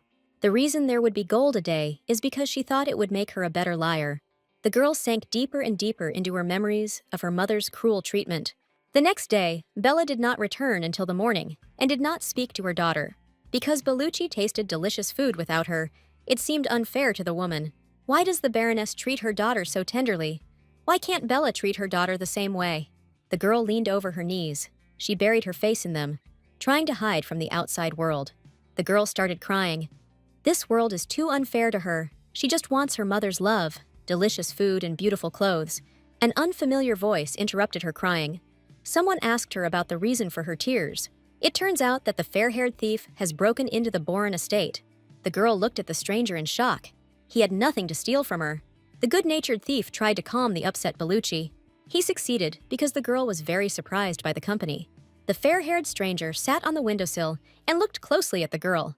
Finally, Bellucci realized what was happening and demanded that the stranger give his name. The young man grabbed the girl by her fragile shoulders and pulled her closer to him. From his bosom, he took out a strange gold-colored bottle and uncorked it.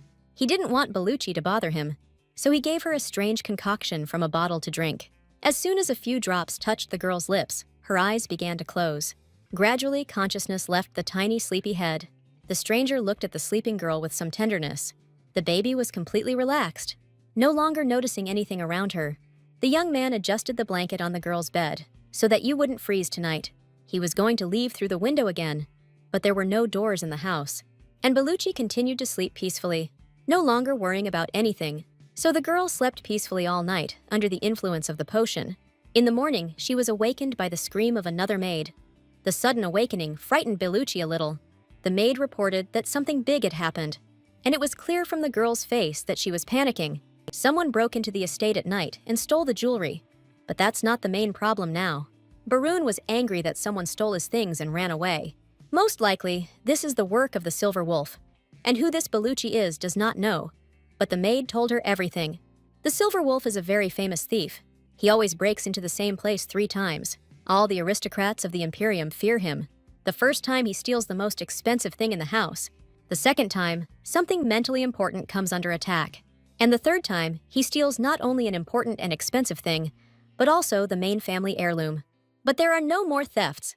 This thief is very strange. And as a sign of his distinction, The silver wolf leaves a wolf's fang in place of the stolen item, exactly the one that lies on the owner's palm. Bellucci thought that it was possible to hide the things before he arrived, but it doesn't work that way. Otherwise, the thief wouldn't be so famous. No matter where you hide the thing, he will definitely find what he needs and take it without asking. The butler suggested that the Baron postpone the event, but he was against postponing the ball, which only happens once a year. In response, the Baron declared a state of emergency and ordered a 24-hour guard to be installed inside and outside the estate. Eliza felt that her secret dates were under threat, so she tried to put her father in jail. A nervous man yelled at his daughter. He thought that the girl was taking everything as a joke. This upset the little lady very much. Tears came to her eyes. She was obviously very angry with her father. The young lady ran out of the drawing room in tears, followed by her personal maid, Bellucci. The Baron called the butler to him to sort out the incident. There was no feedback from Eliza's suitors. But in any case, first you need to understand the master's intentions. The Baron suspects that the silver wolf is here for his daughter, which did not go unnoticed by the butler. The Baron decided that he needed to find a husband for Eliza, who lived very far away, as soon as possible, so that the silver wolf could not get to her. The young lady's richly decorated bedroom no longer brought her peace. The girl was hanging a red ribbon on a branch near her balcony, nervously looking around. As the young lady was tying the bow, Bellucci suddenly realized what it was. The maid had seen this tape before, but it took a lot of effort to remember where. And then a spark of memory lit up in her eyes. It was this ribbon that was hanging near the tree yesterday, before Adam arrived. Bellucci quickly began to put the various facts together in her head. She remembered Adam saying that he hoped to see Eliza in blue today. Bellucci distracted Madame Elisa from sending a secret message. The joyful maid announced her guess that this was a secret signal to Adam. On the day when there is no date, the ribbon is red, and when there is a meeting, it is blue. Bellucci's correct guess only angered the Baron's daughter even more. The noble lady grabbed the maid by the throat, digging her nails into it. Elisa threatened Bellucci that if her father found out about the dates, the maid would be sold at the slave market. Eliza's face was distorted into an ugly grimace of anger. All her prettiness was gone. Frightened, Bellucci began to nod and agree with her cruel peer in tears. The lady threw Bellucci to the floor with all her might, so that the girl would hit the floor harder. Bellucci looked after her angry mistress, without understanding anything, and the maid had no intention of saying anything. Meanwhile, early evening descended on the city, and the sky was filled with sunshine. Marcel tiredly straightened his bangs. He had finished his next masterpiece. His best dress, worn by Delia to the ball in honor of Baron Milton's birthday, will be shown today. Delia considered the dress too bright and flashy, to which Marcel objected. In his opinion, Delia was the main heroine of the evening. The girl argued that the main person of the evening was Baron Milton. The girl exhaled indignantly and left, and Marcel asked her for forgiveness. Already standing at the door, Delia called out to the tailor in a demanding voice. The young man turned to the golden-haired girl's voice, embarrassed and frightened, responding to the call. The golden-haired angel, in the person of Delia, warmly thanked Marcel for his efforts. The smile and light of the young lady struck Marcel right to the heart. Delia felt like the Baron would definitely recognize her and kill her. Duchess Marie reassured the girl she would introduce Delia as her relative. It was Delia's first time at such a big birthday party, and she couldn't stop being amazed. The Countess laughed good-naturedly at the girl's reaction. Of course, this place is gorgeous. The golden-haired one heard whispers about Lady Chelsea, with whom she had arrived here. The crowd behind her shamed the Countess, calling her a cruel and merciless woman. According to rumors, even at her husband's funeral, the Countess did not shed a tear. Those around her believed that she killed the Earl of Chelsea. The woman pressed her lips tightly together. She was above all this stupid gossip. Delia looked at the Countess's tense figure with concern and some understanding. The Baron noticed Madame Marie's presence and thanked her for her visit.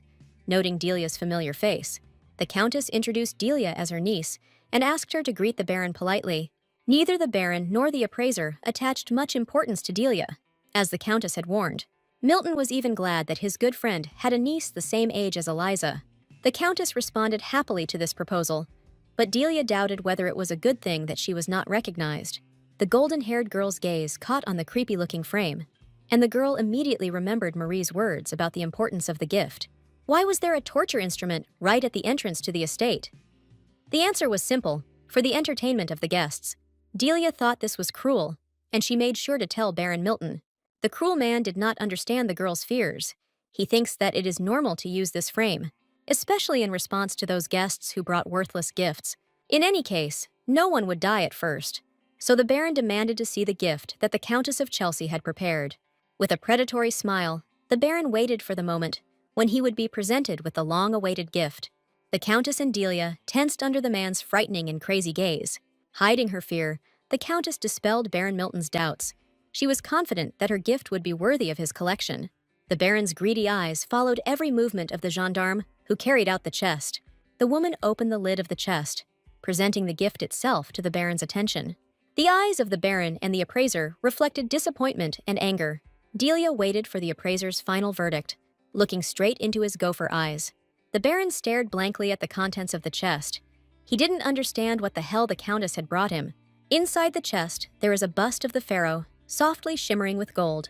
Graphia thought that the Baron liked it and began to tell what her gift was made of. The Baron interrupted the Countess in mid-sentence. He did not want to hear her out. He felt that the femme fatale was mocking him and his stupidity. The Countess had to take a step back. Otherwise, the Baron would have hit her.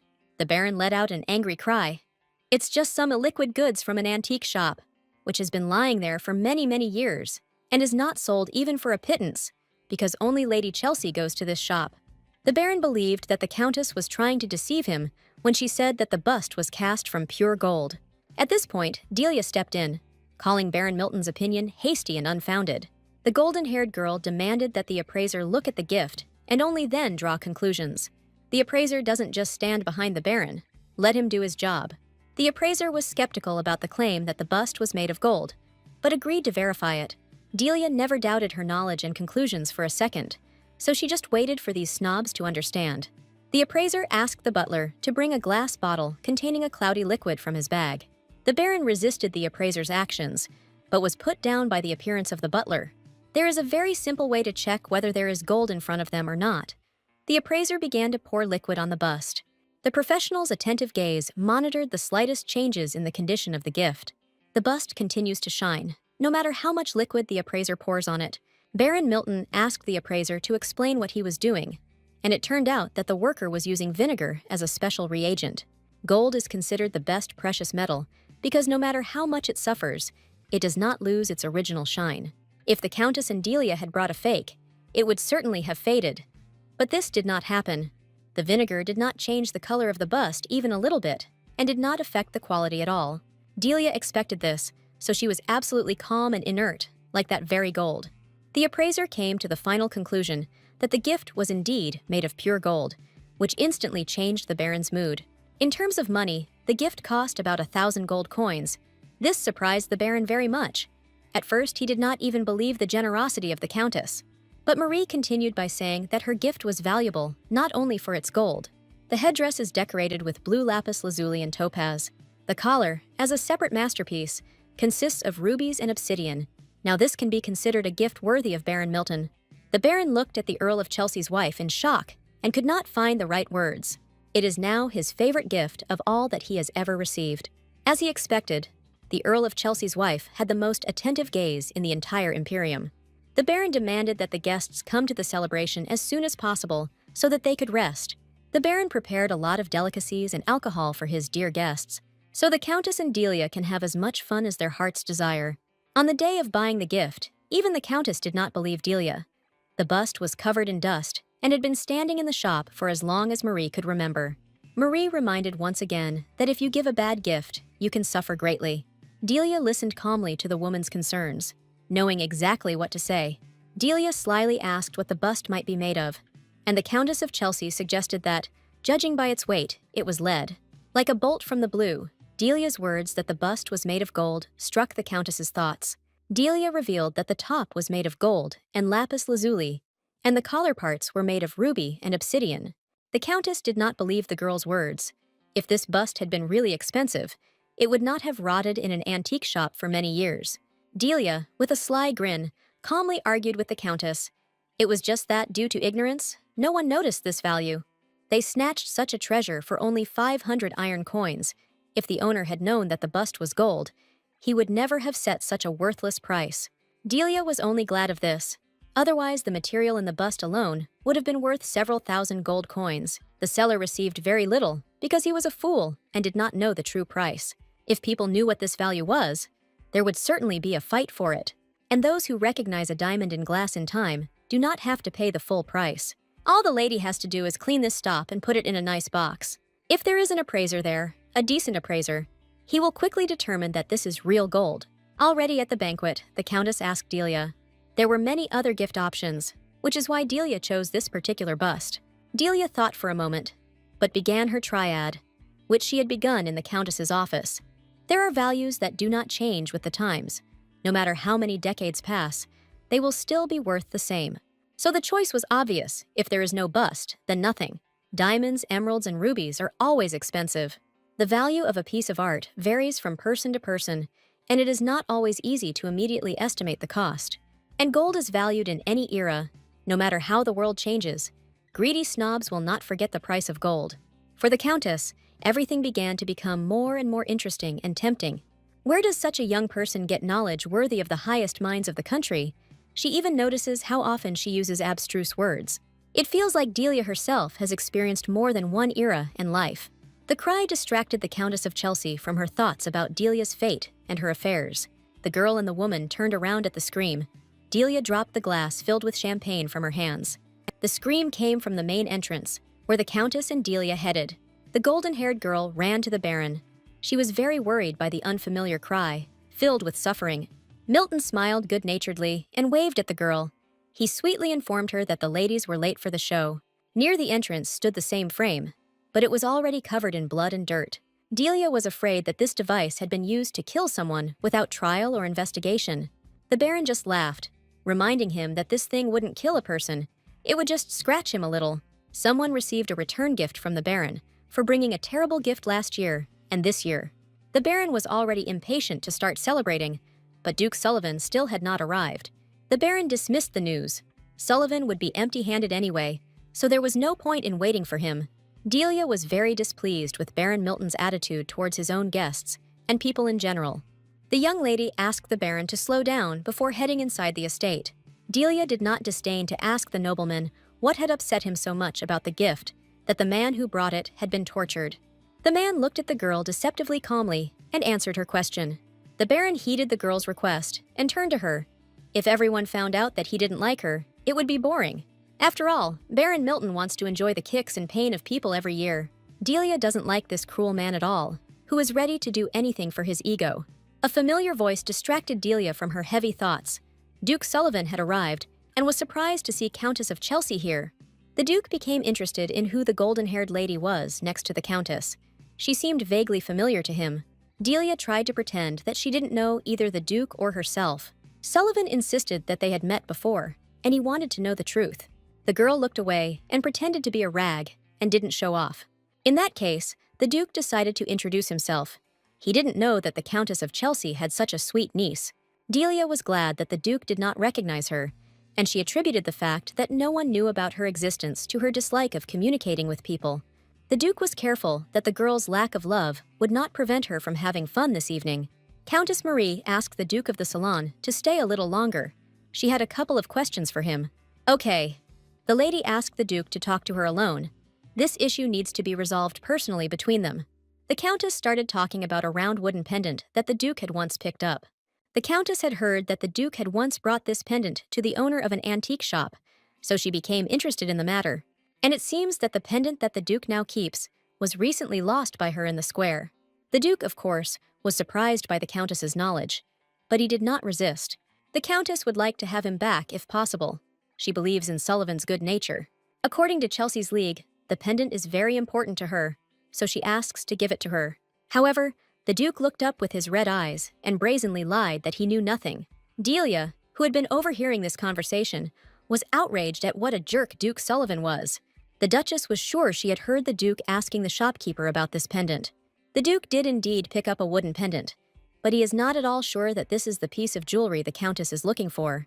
Then, how could the Countess describe the appearance of this pendant? And how could the Duke understand that they were talking about the same thing? The Countess insisted that the clone was indeed hers, and asked for it to be returned immediately. The Duke decided to tell the truth about this pendant just in case. He is well aware of who the true owner of this pendant is, and it is clearly not Lady Chelsea. The Duke will not give her what is not his, just because she demands it from him directly. The Countess awkwardly covered her face with her fan, worried about his reaction. And Delia, at that moment, bared her teeth angrily. Once again, the Duke had interfered with all her plans. If that was all, then the Duke wished to go indoors. Why did the Countess not resist? As soon as Sullivan disappeared, the Countess turned to the girl and asked her forgiveness for the fact that nothing worked out. It is very difficult to communicate with the Duke. The Countess is confident that there is no one in the entire empire who could treat Duke Sullivan impolitely. Even bastards like Baron Milton don't like to meet the Duke. There were a lot of beautiful, cheerful people on the floor, and also delicious treats from sweet donuts to spicy meats. There is basically no point in coming to the ball now. Milton turned out to be much more disgusting than the girl thought. The woman's cries made the girl distract herself from her thoughts. The young ladies crowded around Duke Sullivan and begged him to dance with them. Apparently, Duke Sullivan is popular with the ladies. Even noblewomen holding a higher title than him find it difficult to interact with him. Why did her pendant end up with such a nasty person as he is? She has no more ideas except to rush to him to take her pendant back, and her neck might end up being twisted before she gets to Sullivan. Well, she's still glad that Duke Sullivan didn't recognize her while she was dressed in rich clothes.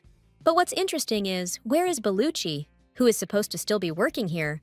Why isn't she visible among the other servants? A stranger approached the bored girl and greeted her kindly. The golden-haired woman noticed a familiar voice, or the outline of a figure. She had already met this person. Recognition lit up her eyes. This was the same thief she had met on the very first day. The young man also recognized Delia, and was also very surprised to see her in such a place. The girl decided to clarify who was in front of her, and the young man confirmed that they had met before. Delia was really confused. She already doubted that she had met this guy before. The fair-haired youth asked for the young lady's hand. He suggested that she think about it while they danced. The young man gently pressed the girl to his chest and smoothly ran his hand over her neck. Such a tender relationship made the girl very confused, but she felt the familiar scent of vanilla. This scent made her finally understand who she had met. She looked up and settled into the familiar young man's face. Well, he is definitely that very thief. That very thief of women's hearts. The young man confirmed that he was indeed the thief, but not a simple criminal. He is a silver wolf, a legendary thief who is the stuff of legends. The silver wolf visits the same place 3 times. The first time he steals the most expensive, the second the most important, and the third the most valuable for the owner. No matter whether it is an object or a person, no matter how well what interests him is hidden, he will definitely find it and privatize it. As he said, he only steals women's hearts and souls. Delia was embarrassed, but the young man continued. The local nobles live in majestic castles and wear flashy clothes, and there's a lot of wine and food that they can't even eat. Is it fair that only a small part of society has all this? And the silver wolf simply returns all the things to where they were dragged from by the nobles. Delia compared him to Robin Hood, which made him rise in her estimation. The girl called the young man a noble thief, which sounded more pleasant. The girl continued to listen attentively to her friend and conduct a dialogue with him, where the girl repeated the young man's words that all things should be returned to their place. The young man confirmed this. No matter what the thing is, it must be screwed in by the owner.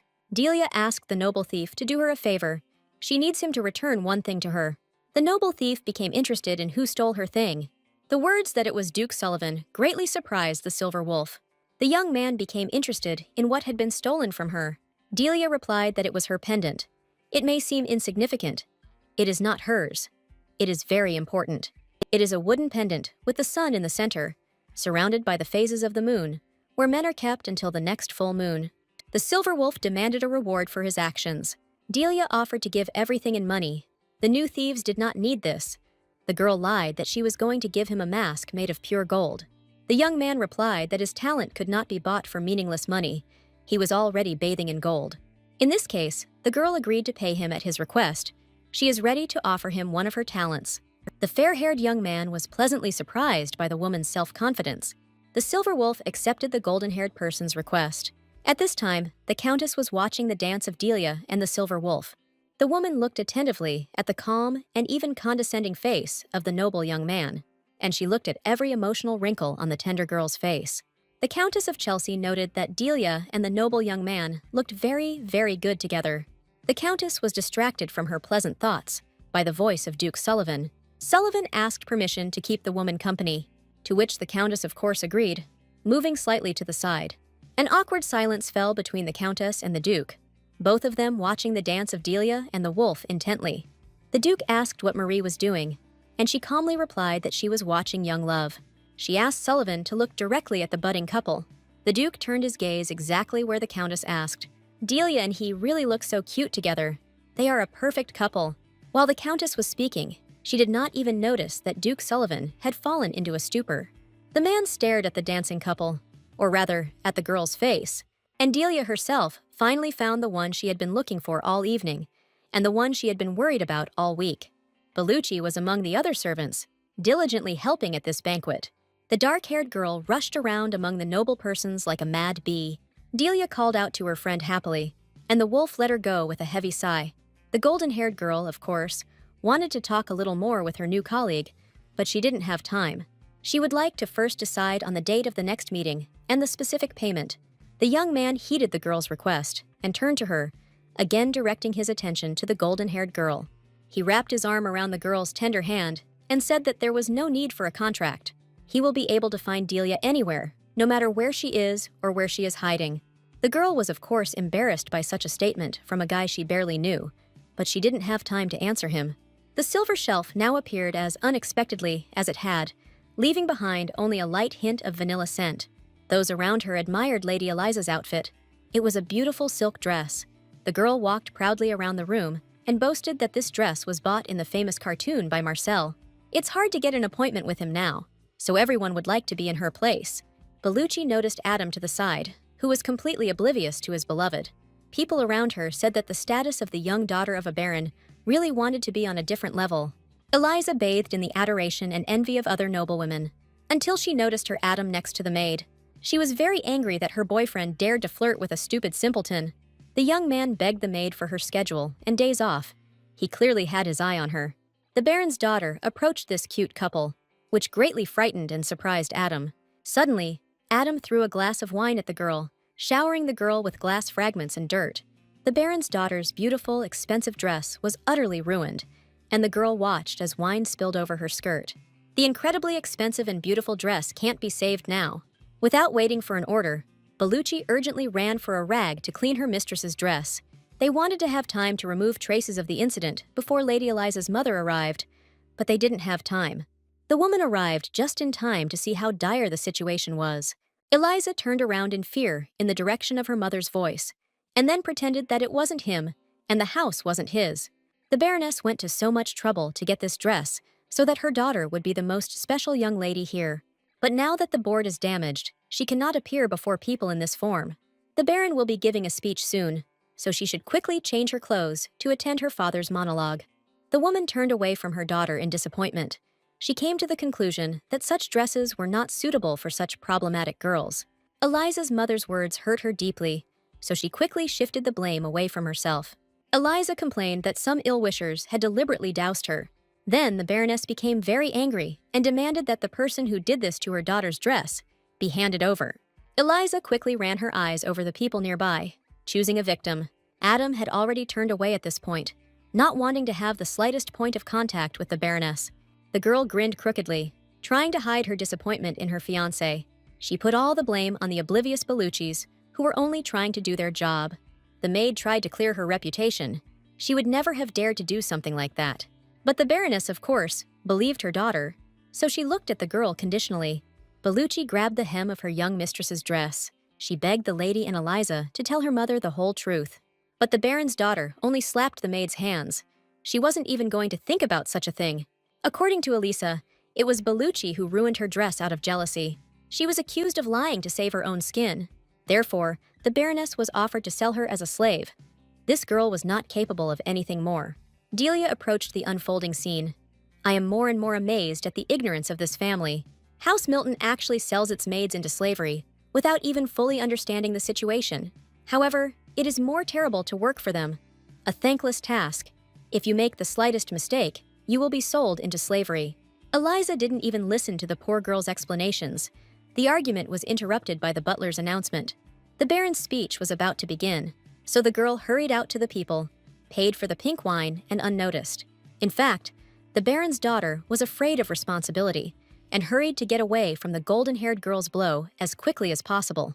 Delia immediately began to help her friend get up from the floor. She was very worried about her. Bellucci grabbed her friend's hand for support. She didn't do anything. She didn't touch Miss Eliza's dress at all. It really wasn't her fault. Bellucci continued to make excuses to the one who was already on her side. The golden-haired one gently hugged her friend and hid her face in her clothes. The girls stepped aside to talk. Delia was disappointed and shocked that Bellucci wanted to stay and work there. This is a place of violence without reason, tears, and hatred. The golden-haired one, of course, respects her friend's choice, but to consider it really stupid. She tried to convince Bellucci, but she refused to even listen to her friend, citing the fact that the golden-haired one did not understand anything. Bella threw chairs and bottles at her daughter, so Lady Eliza's spankings are useless. Bellucci's mother makes her work even without food, and the Baroness is always interested in her health. Bellucci may be clumsy, but she knows her place.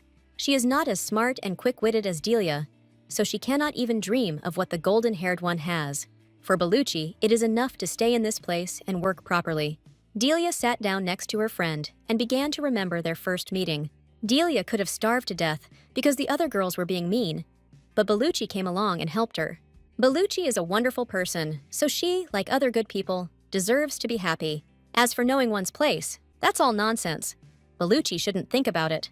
Unexpectedly, Bellucci asked about a certain dragon that was legendary throughout the country.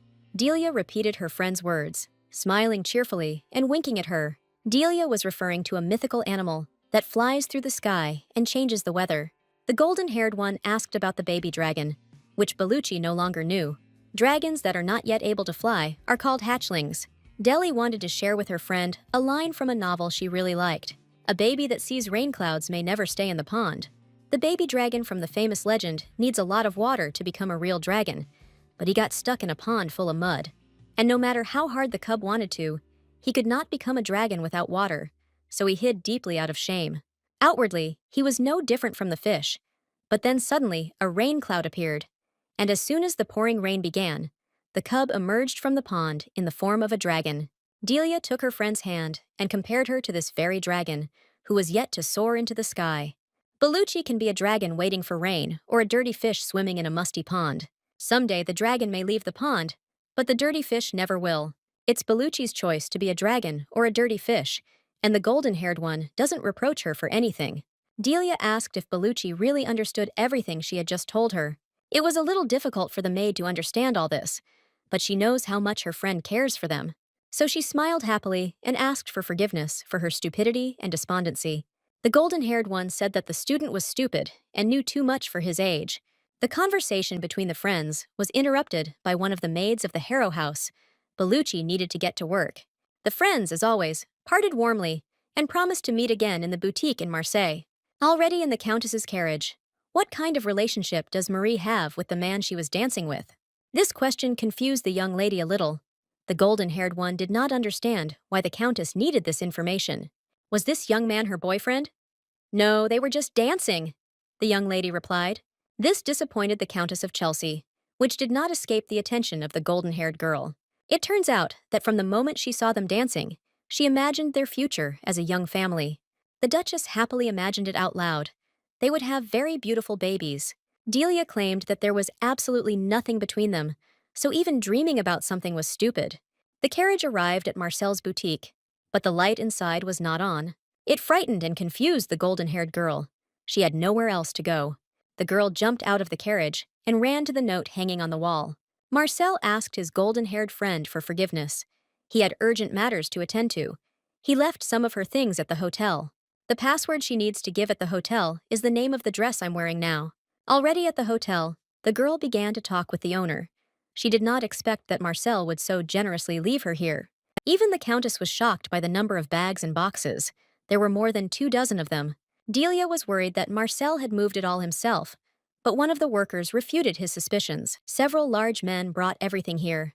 They were muscular, tall, very strong. Neither the Marseille nor the tavern owner even lifted a finger. This statement only frightened the golden-haired girl even more. It was not safe to be in the hotel right now. Therefore, the Countess demanded that the golden-haired one stay with her for the night. The girl did not refuse Lady Chelsea's offer and left with her. Already in bed, Delia continued to think about Marcel's last words. The young man promised that he would never lie to her, And in principle, he did not lie. But at least he could have told her where he was going. In the morning, Lady Chelsea's maids were at a loss for words. The golden-haired one looked like a little princess, or even more like a sweet strawberry fairy flying on cute fluffy wings. Morsel was indeed serious about clothes, but he seriously gave her more than 50 dresses. The golden-haired woman asked where the Countess of Chelsea was, and received a message that she was expected in the drawing room. As Delia approached the door to the living room, she heard from the sounds of dialogue that the Countess was greeting a guest. The golden-haired girl was delighted. She hoped that it was Marcel who had returned, but as soon as the doors opened, the figure of Duke Sullivan appeared before her. I definitely didn't want to see any humor, so I sat down in the offered seat, disappointed. She noted that the Countess and Duke were having a good time together and was about to leave. But the Duke stopped her, because it was now breakfast time, and the lady needed to gain strength. The girl tried to slip away, arguing that she should not interfere in adult conversations. The Duke didn't actually want to meet the Countess of Chelsea today. He's here to see her. This greatly shocked the commoner. She certainly didn't expect this. Delia asked Duke Sullivan if he really wanted to see her. The Duke asked if what the Countess of Chelsea had told him about Delia was true, namely that she had a great understanding of art and design. The Duke recently recruited new soldiers and expanded the training ground. Now Sullivan wanted to get the landfill properly done and wanted Delia to do it. Delia was surprised by this order and announced that she did not want to do it. Sullivan replied that his refusal did not upset Delia in the least, but Lady Chelsea may experience many inconveniences due to Delia's refusal. The girl was afraid for the named aunt, but could not understand how her refusal could harm her. Lady Chelsea decided to explain everything to Delia in detail. The lady said that in recent years, people have begun to leave Baron Merton's estate due to high taxes. The Baron's lands adjoin the Chelsea lands, so they all stayed with her. But recently, the Baron declared that the lady should not dare to keep people who had fled from the Baron. Delia wondered why her aunt was worried about the Baron and his people. The fact that people were leaving the Baron was only his problem. Chelsea replied that she was an aristocrat of the Imperium and could not leave people homeless. Her heart was breaking with compassion for their problems. The lady asked other aristocrats for help, but they all refused.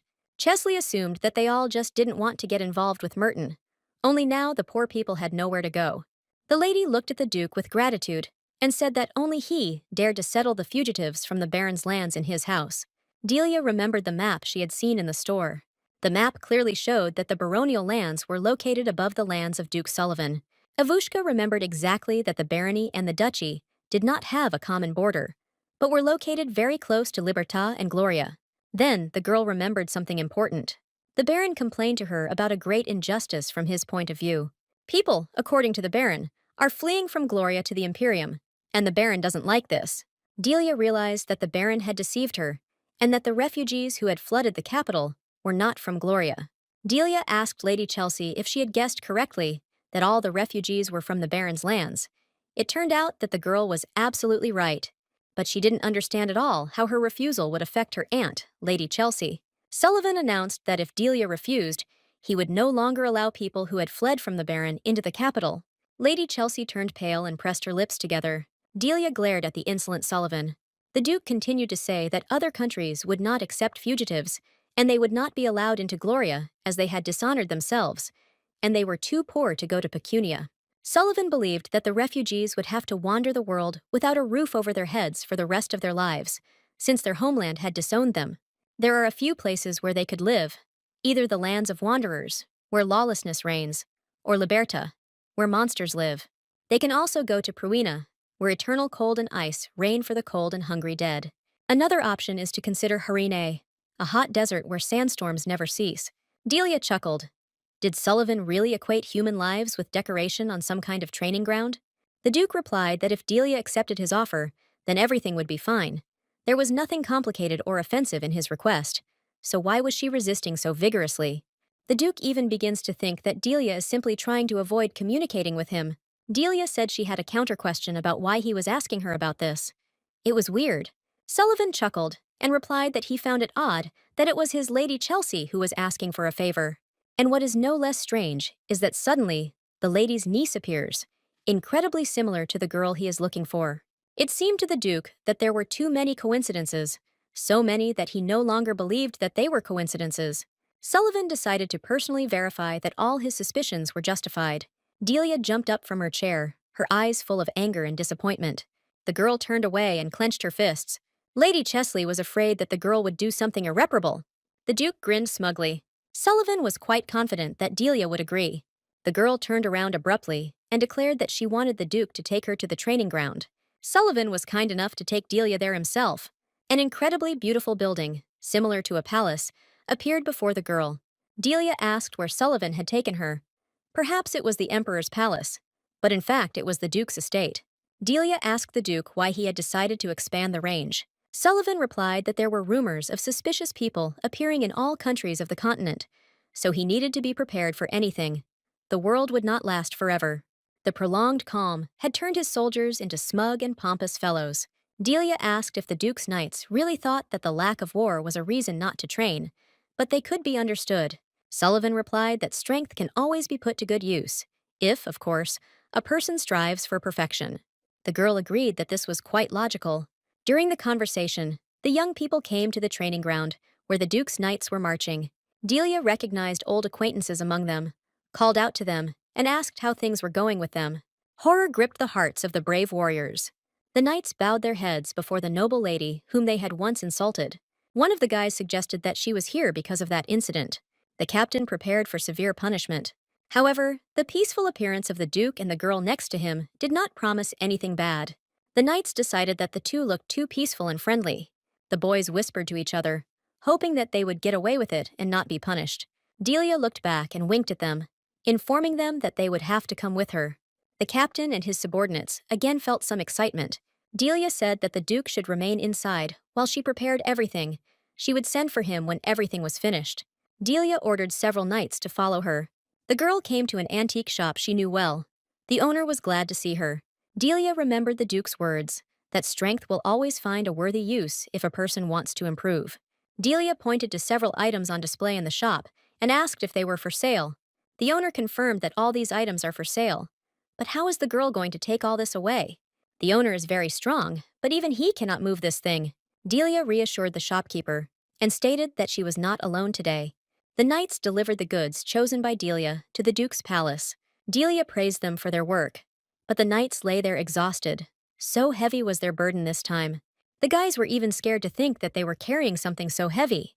The Duke hoped that the item that had arrived at his residence was worth the fact that his soldiers were so tired. Delia asked the Duke to gather all his soldiers here. Soon, all of Duke Sullivan's knights, without exception, were standing around the mysterious thing. Delia commanded that the blanket be removed. Duke Sullivan was no more surprised by what he saw than his knights. An unusual statue without a head or arms appeared before them. Delia asked the Duke if he liked the statue. Duke Sullivan was confused by the fact that the statue was missing some body parts, but Delia pointed out to the Duke that it did not matter. It is this type of sculpture that allows you to look at real historical masterpieces with genuine interest. You can imagine the missing parts yourself. This statue was created many years ago on an island that is very far from the continent of Finist. It is believed that the statue was erected to celebrate the victory and was restored by the descendants of those people who were descendants of the victors. And the name of this statue is the Goddess of Victory, who brings good luck. One of the knights angrily shouted at the golden-haired girl. Her words were once again perceived as a lie. The ignorant knight could not believe that such an ugly thing could be the Goddess of Victory. Even if I thought so in the past, now the statue of the Summerhead has no arms, so it's all a lie. It would be the same as if they were faced with a battle without a head and arms. In other words, death. Why did they decide to erect this decadent sculpture in the center of the training ground? The knights perceived the statue as an insult. The knights demanded that this statue be removed from here immediately. They decided that it would bring misfortune. Even if she is the supposed goddess of victory, her depressing appearance is unsettling. This statue is not here simply because the analysis opens the door to victory, tried to stop the men of Delia. The pretty girl in the pink dress was still able to impress the crowd of fighting knights. The goddess is known throughout the world, so she grants her blessing to knights in battle. But that is not the true reason for her presence here. First, the golden-haired one wants to ask the knights, and in the impressions of the statue in this one, she asks to think carefully about what wealth is trying to do.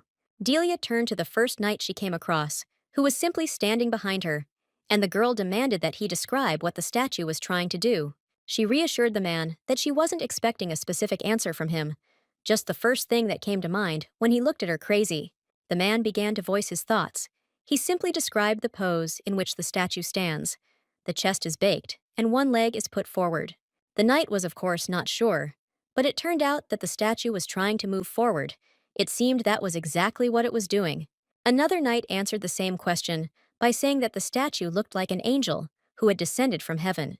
The next knight compared the statue to a general leading his army into battle and to victory.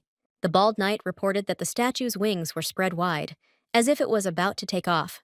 Another man felt as if the statue was trying to resist the pull of the earth. Delia thanked the knights for sharing their impressions of the beautiful work of art. It doesn't matter whether I think this is not her goddess of victory or not. There is no way to prove which point of view. There is no way to know how the statue was restored or what historical value it has in its current location.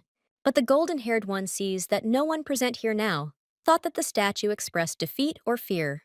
The knights feel only the efforts of the statue, which it makes to step forward, to descend, or perhaps to fly into the sky. Delia feels like the knights see the statue as their leader, who is ready to help them fight against the enemy troops. Even if the statue has no head or arms, all knights feel that it leads them to victory. The rest of us must work hard enough to become as brave as this statue and be ready to go head-on, and even without body parts. They must have the courage to not disgrace their fellow knights. Fortitude comes with skill, and mastery can only be achieved through hard work. Delia hopes they will remind themselves of this every morning when they go out to practice. If the knights diligently focus on their training, then there will come a day when their brave souls will become stronger than this statue. This is the reason why Duke Sullivan expanded this training ground for the knights, because giving such a large training ground to a bunch of weak-willed soldiers would be completely pointless. The Duke looked at the little girl with a new gaze, and once again saw a wise goddess in the treatment of the little fairy. The knights immediately perked up and began chanting thanks to the Duke and the golden-haired beauty. Delia called out to the Duke in the confusion, who had to turn his gaze from his men to his escort. Delia, shooting her eyes at the guy with satisfaction, had already managed to prove the value of this statue to the knights. Will she prove with words that she is exactly the stupid peasant woman he is looking for? The Duke immediately found something to answer the golden-haired man. Even if the peasant is good at making speeches, he can never be so full of dignity. To his surprise, the Duke admitted his mistake. The golden-haired woman was not just a peasant.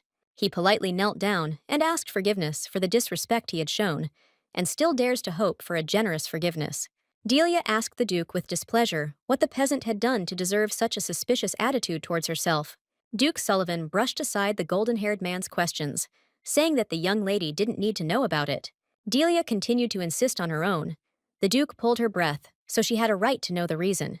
She is very interested in why the Duke is looking for her. Maybe it is because she stepped on his cloak, or was conducting illegal business. Or maybe because of the pendant that the wolf will soon return to her. She just needs a reason to never see the Duke again. Sullivan's answer greatly frightened the girl, since the peasant woman, in Sullivan's opinion, was a witch. Do witches really exist? This is nonsense and myths. But Sullivan brushed off these words and was about to leave the girl's company. The golden-haired one didn't let the Duke go so easily. She needed normal and clear explanations. If threats and persuasion don't work, then you need to use other tactics.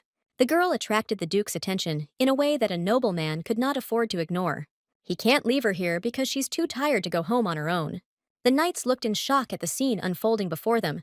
They didn't even know what to expect. Duke Sullivan politely thanked the girl for her escort and invited her to go home. Delia insisted that she didn't have the strength to go back home, so she was going to spend the night here. These words made the knights drop their jaws to the ground. Not every lady has such impudence. I stood directly in front of the statue, Delia and the Duke, and there was an oppressive tension growing between them. The Duke politely began to refuse. Apart from the maids, there had never been any women in his estate, so he could not accept the golden-haired one. Aggressive Delia stood her ground. Sullivan made her run all day. She didn't even have time to have a proper snack. She did as he asked, and came here to fulfill his request. But he did not even offer her a cup of tea, which was very impolite on his part. The Duke was thinking about something. On the one hand, it was really impolite to greet a guest like that, but on the other hand, he had enough problems of his own. Sullivan argued that inviting guests to spend the night in a room without proper preparation was even more impolite. In the matter, she turned to the coachman, hinting that he was also very tired, and did not let him get a word in edgewise. Goldenhair is very, very tired today, and the coachman feels exactly the same. The servant had no choice but to agree with the young lady's words and play along with her. The golden-haired one can no longer ride in the carriage today, and the Duke does not want her to walk all the way back. But all the arguments of the young lady were ignored by the man with the hello eyes. The Duke silently turned around and walked away, leaving the screaming girl behind him.